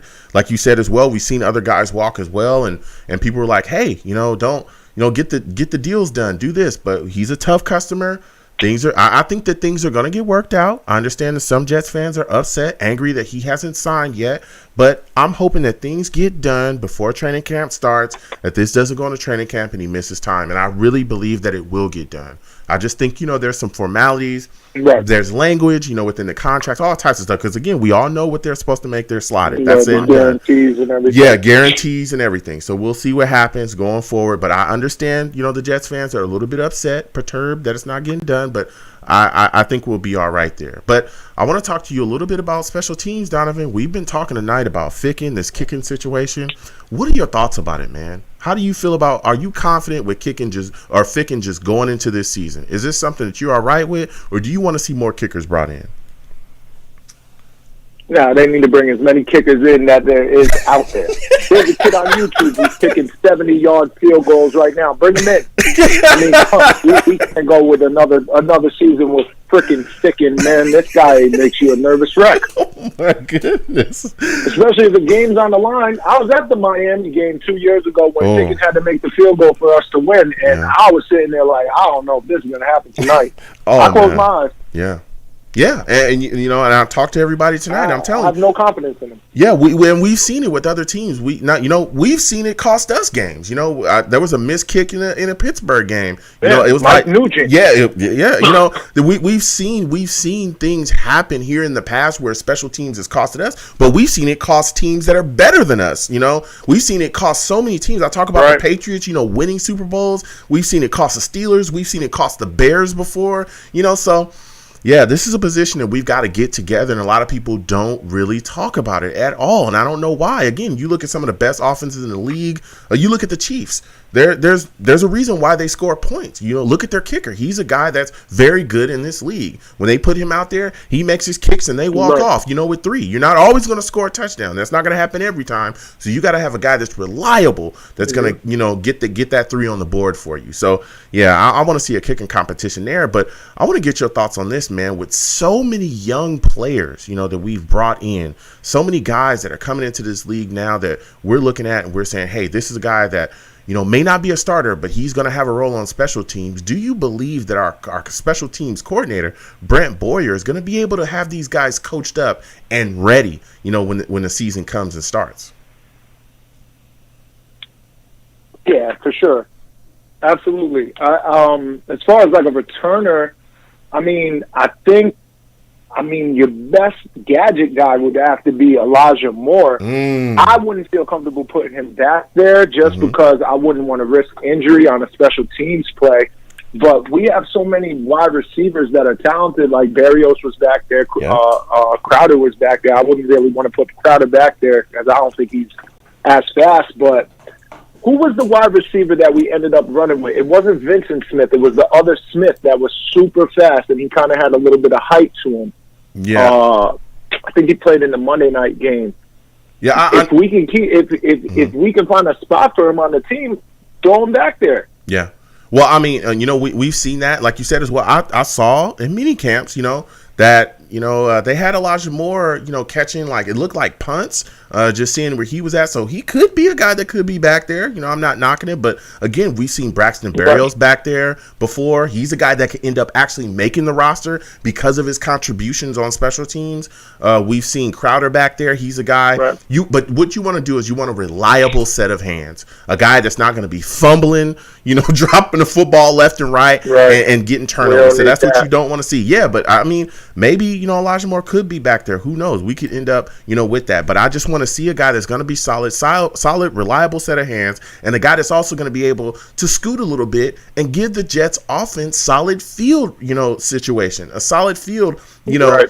give them Field. solid field position. We haven't seen somebody flip the field since Leon Washington. Exactly, dude, and that's I'm telling you. You look again when you look at a lot of these teams that are solid offenses as well. You often see their special teams is decent too, and that special teams put them in a situation to continue to move forward with solid field position. There's not a lot of fumbling and bumbling and a lot of nonsense going on, turnovers and stuff like we've seen in the past here. We know with our offense. I think it was Khalif Raymond. We had so many issues with him going back and forth. Right. You know what I'm saying? So my final question for you, man, before I let you go, because you're bringing the fire, Donovan, is what position battle are you looking forward to the most, man? Is the running back position something that really intrigues you, or are you looking at this cornerback position and saying, man, there's some question marks there? There's two for me, and they kind of go hand in hand. And the first one, we've been talking about it the last couple times I've called, it's the right guard position. Oh, okay. We got to figure this out. We got to see Cam Clark, what he can do. He was a 4th-round pick last year. He didn't get to see the field. We don't want Alex Lewis. We don't want Van Rotten. We don't want those guys. Like, let's see if Cam Clark can beat him out. Or, I mean, if Van Roten is the guy and he showed what he can do in this different scheme or whatever it may be, I just have no hopes for Alex Lewis whatsoever. Too many injuries, too many miles at this point. Yeah. Let him be a backup or cut him, whichever you want to do. Yeah. So realistically, to me, it only comes down to two guys, and that's Cam Clark and Van Rotten. And if Van Rotten can figure it out in this new scheme, I'm cool with that. Yeah. But I would like to see Cam Clark and what he can do. If he can win that position, I think that would be a big, big, big move for us because he's still a rookie. And, you know, with the contract situations that we're seeing, you know, he can possibly play out the rest of his rookie deal before we have to play him. Yeah. And then I'm really interested about the running backs. The running backs, that group is there's talent there. Yeah. There's real talent there. And like I said before, I think the odd man out, in my opinion, is P-Ron. But, I mean, I know he was dealing with injuries last year, so it's going to be – I think that's going to be an interesting group. Yeah, it is, man. And we'll see how things shake out. Listen, Donovan, it's a phenomenal call from you. I want to thank you for calling in tonight, my friend. You have yourself a good one, all right? All right, Joe, have a good night. Oh, you have a good one. Listen, Donovan calling in with the fire. I loved a lot of his takes, man. Yeah. So we're going to keep going to these lines again. 515-602-9639.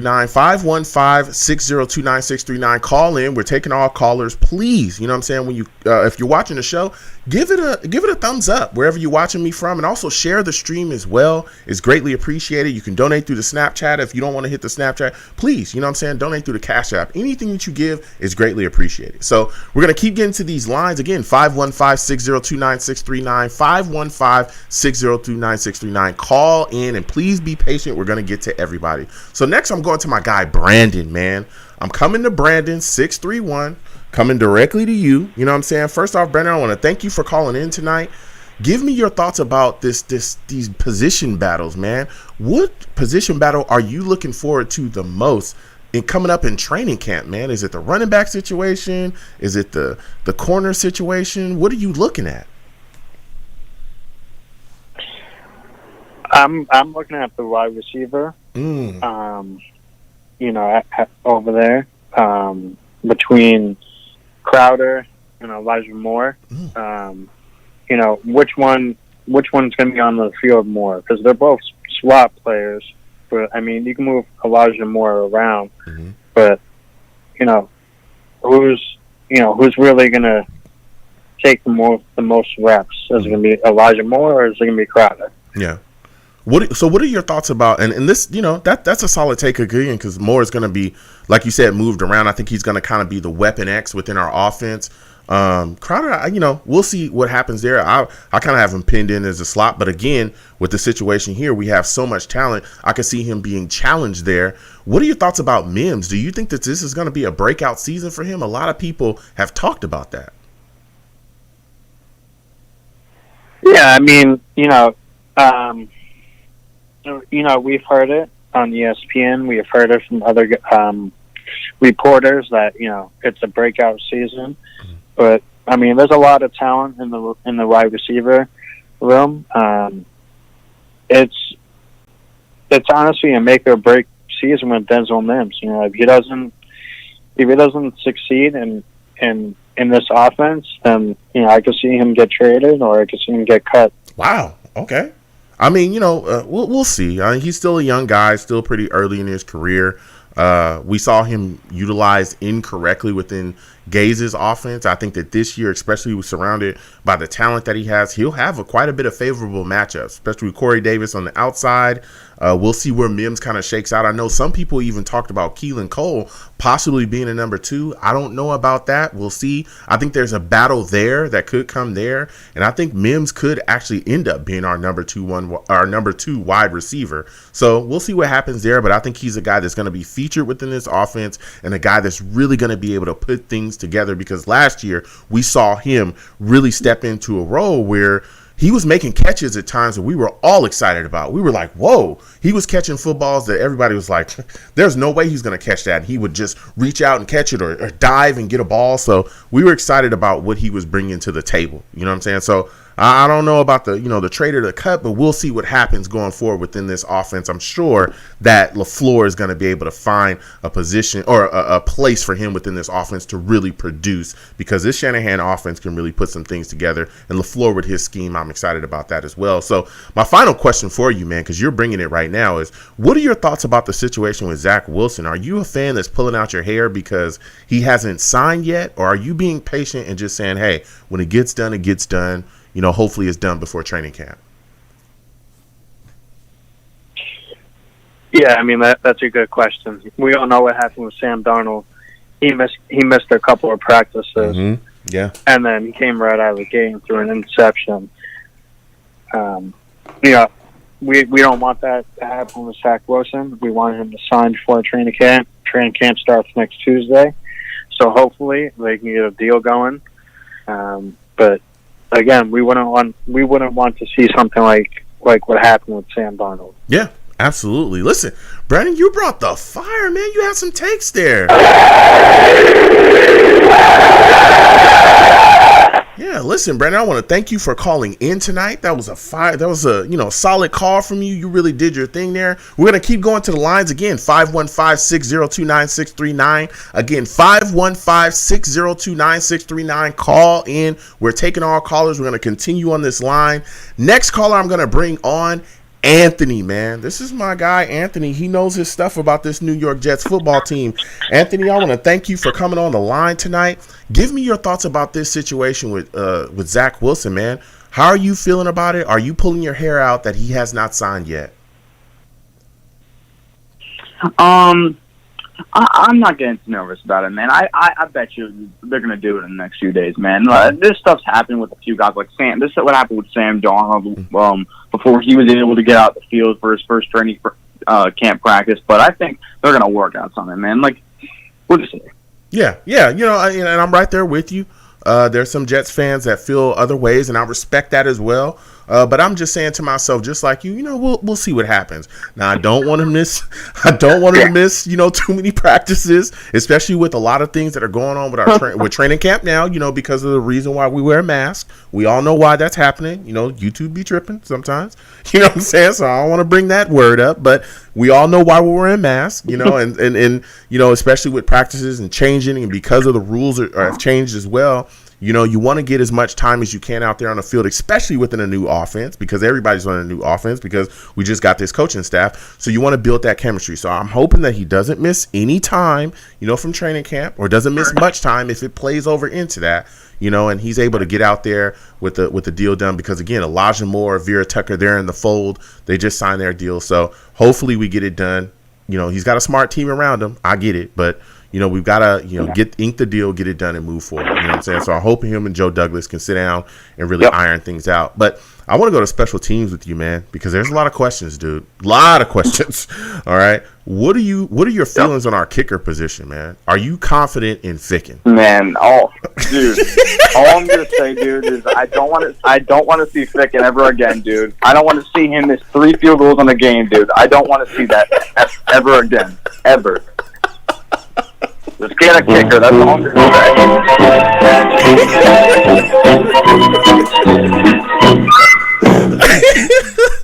Oh man, listen, look, I hear you, and I'm right there. I understand it, and when I talk to a lot of people, particularly about special teams, and I bring up Ficken, man, it's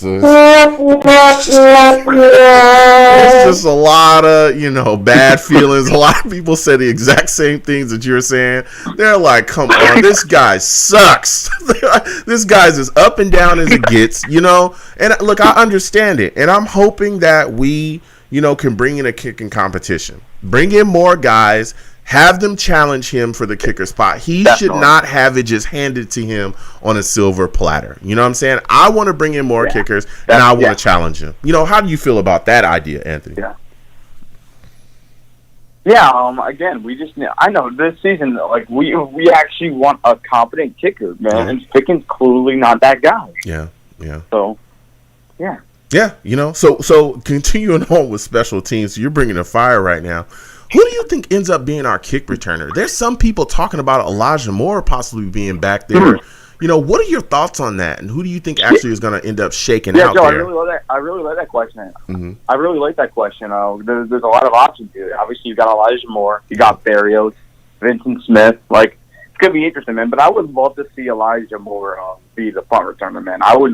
Dude, he has speed, dude. I think he should definitely be the punt returner, dude. He's just, I think he's that fast. I think he can easily win it.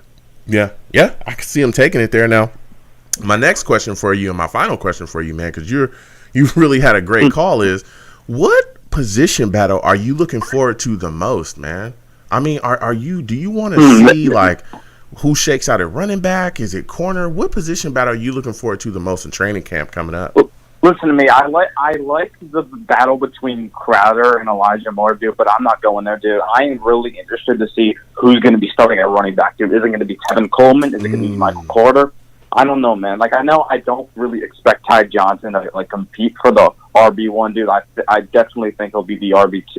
I think he'd probably be the RB3, actually. And I like I told you this last show, I think Tevin Coleman is going to start, dude. I think he's going to mentor Michael Carter. Because Tevin Coleman, dude, he's been in the Shanahan offense for a while, dude. He knows the system so well, dude. So he can teach Michael Carter all these things, dude. Maybe Michael Carter, maybe in the middle of the season, could become the starter. But I think at the start of the year, I think Tevin Coleman should definitely be the starter. Yeah. And what's crazy about that battle, and I know a lot of people talk about this, the running back situation period, because we have so many of them, right? And everybody, there's question marks surrounding, the not necessarily the ability, but how explosive they can be. What's the ceiling on Ty Johnson, or what's the ceiling for P. Ryan, or how much can we get out of Josh Adams because of the turmoil that we had last year offensively, when we should have figured these things out, but we didn't have the coach in place to properly be able to do that, right? We couldn't properly evaluate talent because he wouldn't properly put it on the field, right? But I think, and you bring up a great point, trying to figure out who the starter. But when I look at this situation, right, with our offense this year, with LaFleur, and you look at the Shanahan system, like you brought up as well, being the starter may not be as important as we believe, because we know that this Shanahan system often just places a myriad of backs out there. It's a running back by committee situation, right? At some teams, again, we've seen, especially back. And Joe, and here's the thing, man. Back in the Broncos days, we saw it be one guy, but again with the Niners, we saw it be just a myriad of backs. It was a couple guys, and they were able to really do their thing, with that running back by committee situation. So go ahead, Anthony. Yeah, what I was going to say, you picked up a good point. I know, there's not really going to be the main RB1, because this offense is all about rotation, dude. I know people have been talking about this for a while. We're just not going to have that main RB1. We're going to be rotating like crazy, dude. With our Tevin Coleman. I think the three running backs are going to be Tevin Coleman, Michael Carter, and Ty Johnson. So I don't think I feel like they're just going to be rotating a lot, in my opinion. Yeah. Where do you feel like P. Ryan is going to fit in that situation? Man, I don't think he's gonna make it, dude. I think it's just so tough for him, dude. Okay. I don't think he's gonna make it, to be honest. And let me tell you something. You're not the only one to say that. You're not the only one to say that at all. There's been other callers that have called in tonight and said, hey, they don't know where he's gonna end up at. Yeah. Yeah. So we've definitely heard that. There was people talking about, him being a guy that they felt like was probably going to get cut this offseason. I mean, there's articles out there. There's a lot of people that wrote about that too. So yeah, I respect that take. But listen, Anthony, man, I got to get back to these lines, man. They're hot. They're heating up. I want to thank you for calling in tonight. This was a great call. Let me give you a hand, man. Audience, give him a hand. This guy knows what he's talking about.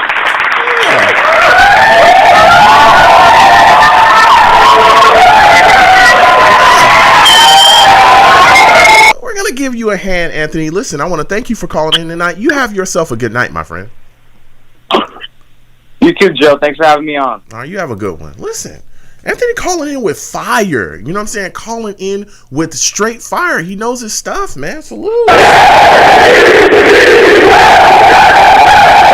Salutes. Listen, I want to thank everybody for calling in. We're going to keep getting to these lines. Again, 515-602-9639. 515-602-9639. Call in. We're taking all callers. Please share the stream if you can. For those of you that are watching, please give the stream a thumbs up if you can. If you want to donate via the super chat, please do. If not, the Cash App is down there as well. Whatever you give is greatly appreciated. You know what I'm saying? So we're going to keep getting to these lines. Next caller, I'm coming to 914. 914, I'm coming directly to you, my friend. I want to thank you for calling in tonight. Listen, give me your thoughts about this situation with Zack Wilson. How are you feeling about this situation? Are you concerned that he has not officially signed yet? Are you pulling your hair out? No, I'm not worried. It's going to happen. We saw this a few years back with Darnold. Mm-hmm. And at most, it'll be a couple days. It's not the end of the world. Mm-hmm. Yeah. I know some Jets fans that are extremely upset. Some fans are like, hey, why isn't it done yet? I get it. I hear you. I respect your take. But like you said as well, I'd like to get it done, but that's just not how the world works. Sometimes these things drag out a bit. Yeah, and I'm just hoping that it gets done before the start of training camp, and he doesn't miss too much time or miss any time at all. I really would like him not to miss any time, especially again with the things that have changed, with the amount of time that they can actually work with him on the field and all kinds of stuff. But we'll see how things pan out. I think things will get done. It's just trying to figure out the language. So. Now moving on from that, going to the special teams, man, when you look at this situation at punter, how are you feeling about Braden Mann going into this year? Is this a guy that you're confident is going to be able to go out there during the season and help our defense, with pinning teams within the 10? You know what I'm saying? Do you think he'll be able to continue forward and step up from last year? Yeah, I think he'll be good. I think he's going to get better. I'm confident in him. Yeah, I am as well too. He's a guy. Again, I think at one point he had a lot of votes for a Pro Bowl, and he was a young player. I don't think he ended up, but he was one of the guys that led Pro Bowl voting at one point during the season. But again, that says something, especially for a young player, to be able to just be in that talk, because he was a guy that really was putting things together. He was giving us a lot of solid punts, really helping the defense out this year. And with as ferocious as a defense that we have this year, he's a guy that could really become instrumental, really be a weapon. If you put a team on the 5 or you're able to really lock things down, and like I said, just put them within the 10, dude, our pass rush, if it's what we believe it to be with Curry and Lawson and Quentin Williams when he's back and he's healthy, and all these guys we're going to send at you with CJ Mosley and all these exotic blitzes that we know, Sulla's also going to be able to scheme up too, outside of just the pressure we'll be able to get at you with from just our front four.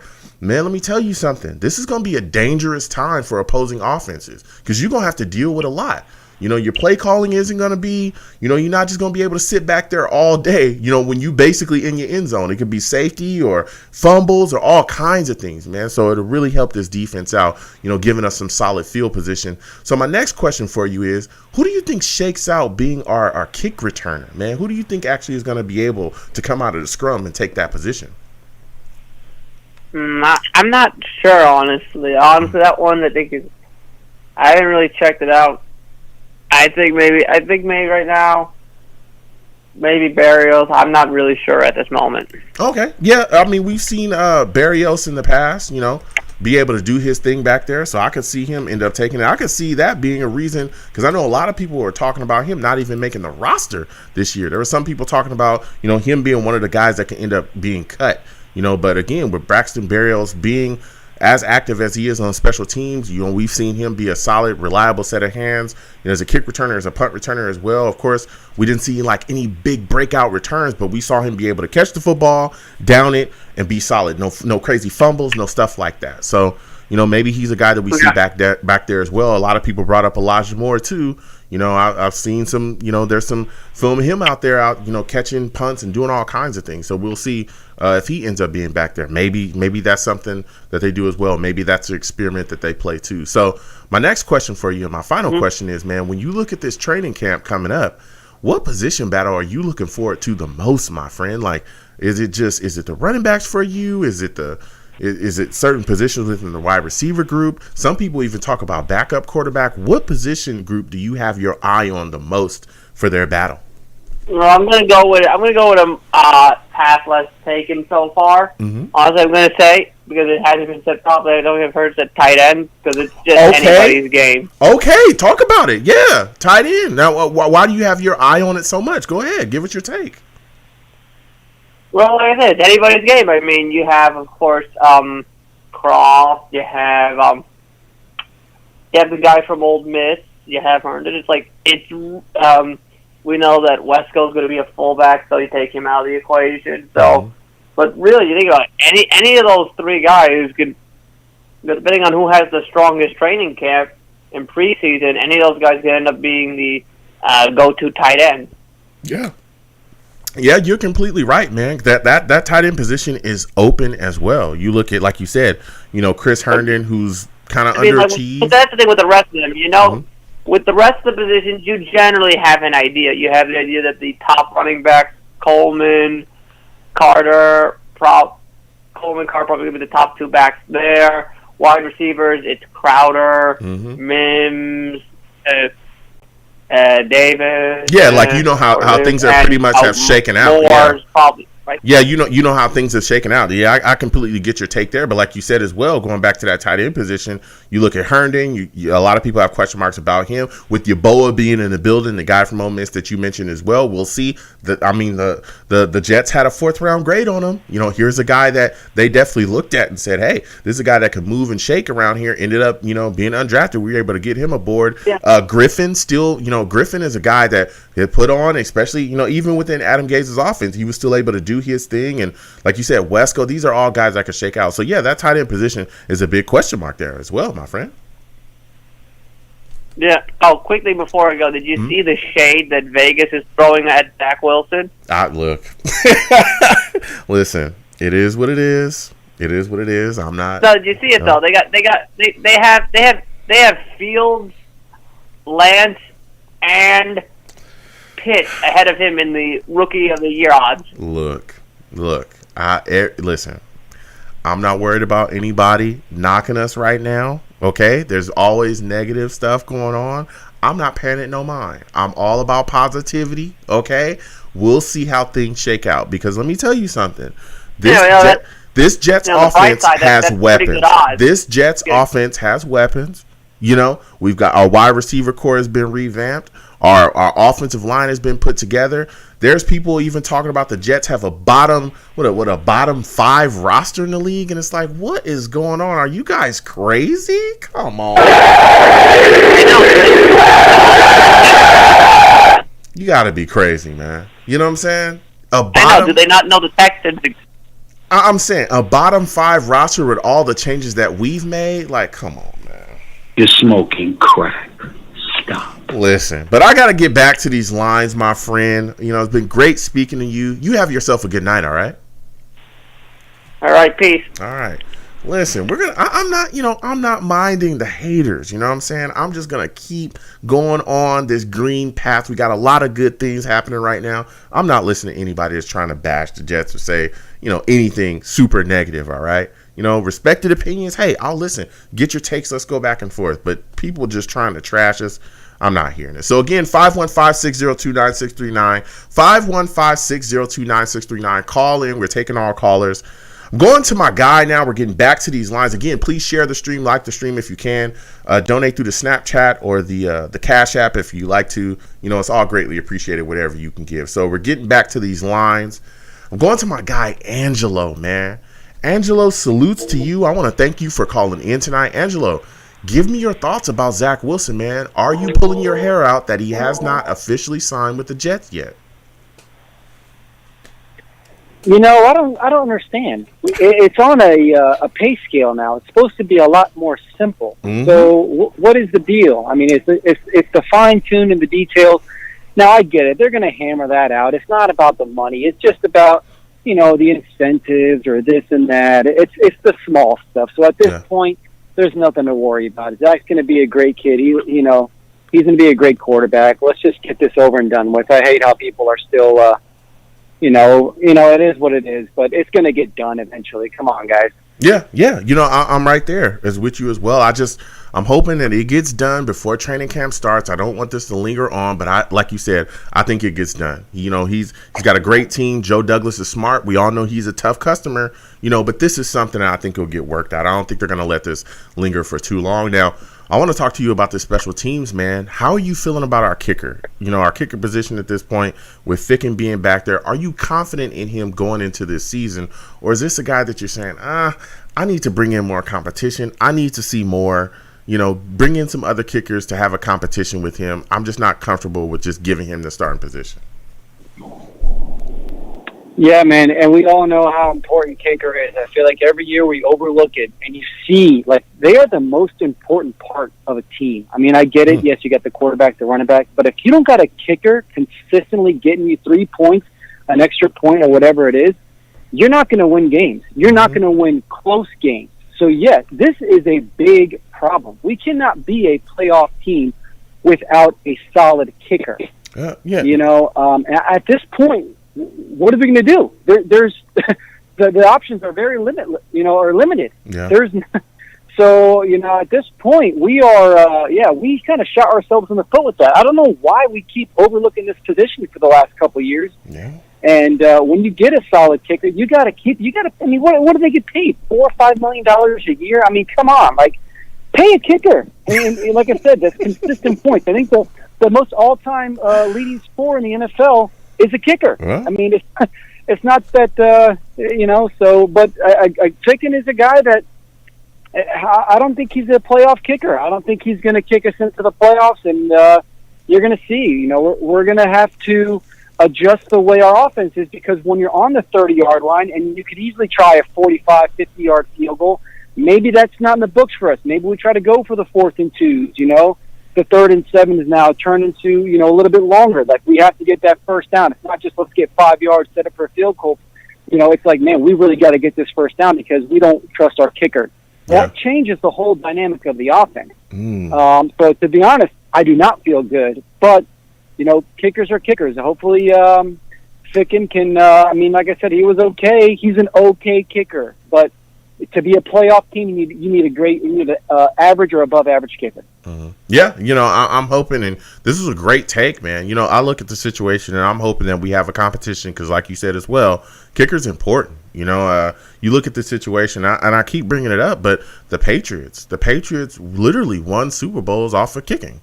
Vinatieri was a guy that was money. Every time they called him up, you knew that they would try to ice him. They tried it all. And he would put on every time, and, they would walk away with a ring. We've seen it. We saw it happen. We saw teams leave games in anguish because their kicker couldn't get the job done. We saw that with the Bears a couple years ago where their kicker missed big kicks, and it costed them down the stretch. They lost that football game because of him. So I'm hoping that we can get this together, get this position together, bring in some people to challenge him so that he is not just left to go out there and, just jack up the season. I want to see us really be able, because again, and other callers have brought it up, I think we're going to be in a lot of really close games this year, and it's going to come down to our kicker being able to make those kicks in the clutch. So my final question for you before I let you go, Angelo, and you've had a fire call so far, is what training camp position battle are you looking forward to the most, man? What position are you looking at and saying, man, I can't wait to see who comes out of that dogfight? Man, when I first think about it, I'm thinking every position. We got a new team. I want to see everybody fighting. But obviously, it's that guard spot.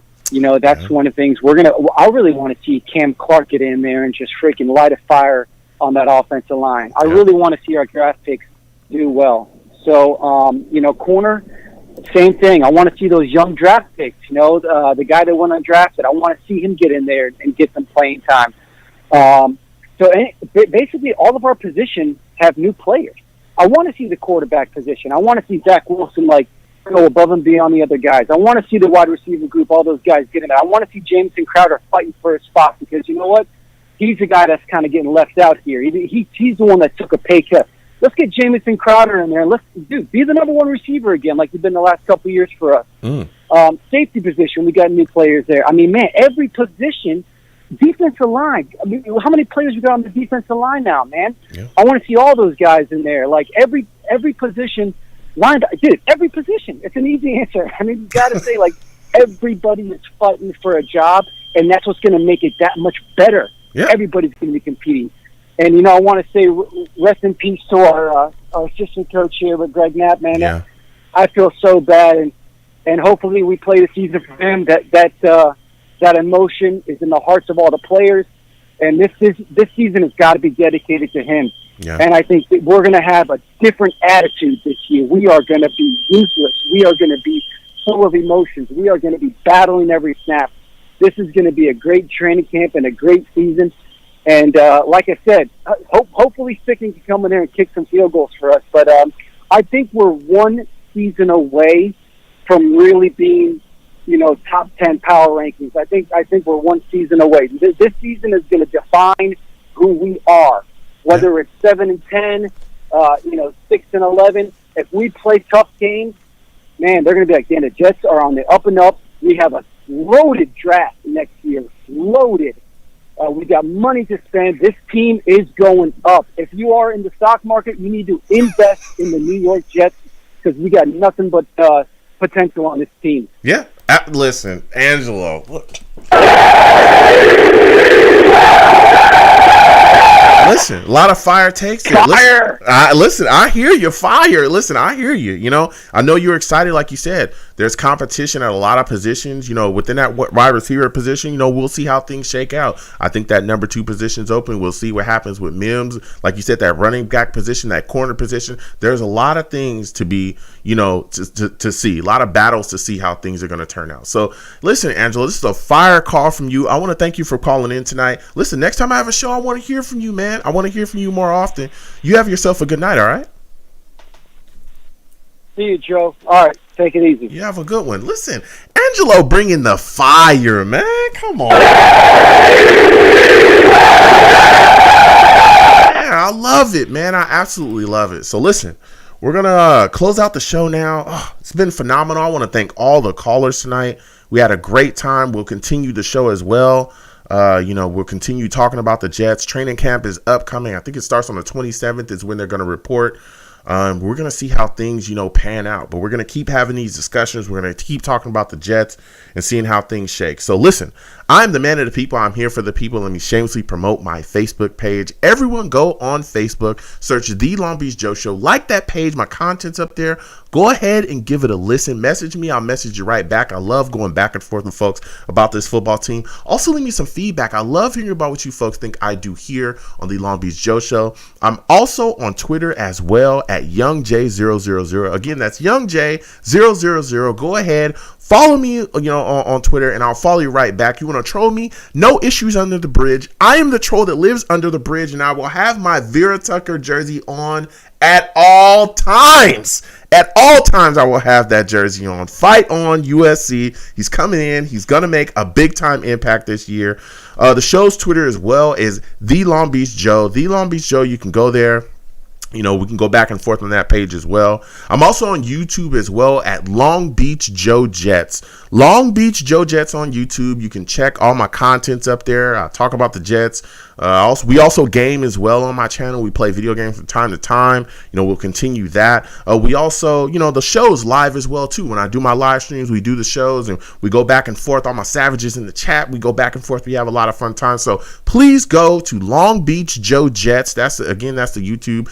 subscribe, turn on your notifications so when I post content, you folks will be in the know. And if you want to troll me in the comments, no issues. Troll me. Drop that comment. I'll come right back at you. We can go back and forth and troll each other. And as always, people, when you see me in person, all right, it is arms out, chest open, free hugs for everyone. Free hugs for everyone that will cost you absolutely nothing. I want to thank everyone for calling in. I want to thank, again, Alexis Gepner for calling in tonight from the Houston Jets Fans Club. Phenomenal Jets fan club out there in Houston. They're really doing a lot of great things. So I want to thank her for calling in as well. And again, I want to say rest in peace to our fallen coach, Greg Knapp. Phenomenal coach. We lost him and we're all hurting. But again, our thoughts and prayers are with him and his family. So I want to thank everyone for calling in tonight. You folks have a good one. Peace. 1 second, folks.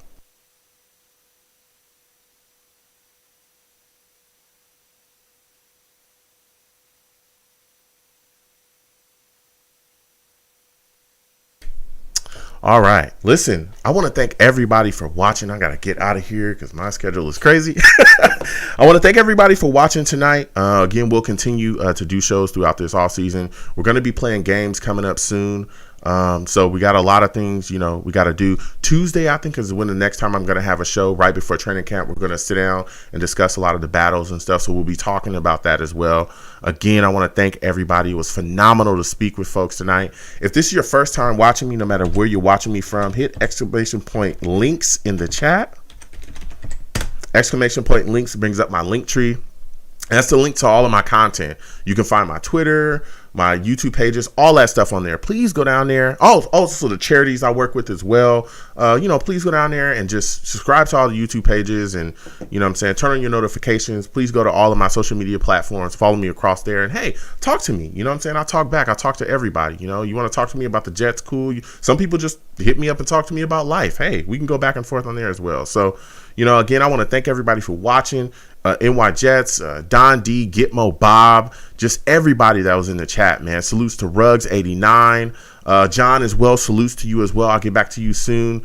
Salutes to everybody. Jacob Ross, John Holton, all of you guys, man. I want to thank everybody that watched tonight. It was phenomenal to talk to people, about this football team and everything that we got going, man. And again, I want to say rest in peace to Coach Greg Knapp, just phenomenal man. And again, my thoughts and prayers are with him and his family, and everybody, all the coaching staff as well that was super close to him, So again, I want to thank everybody for watching. You folks are the greatest. I'll see you guys.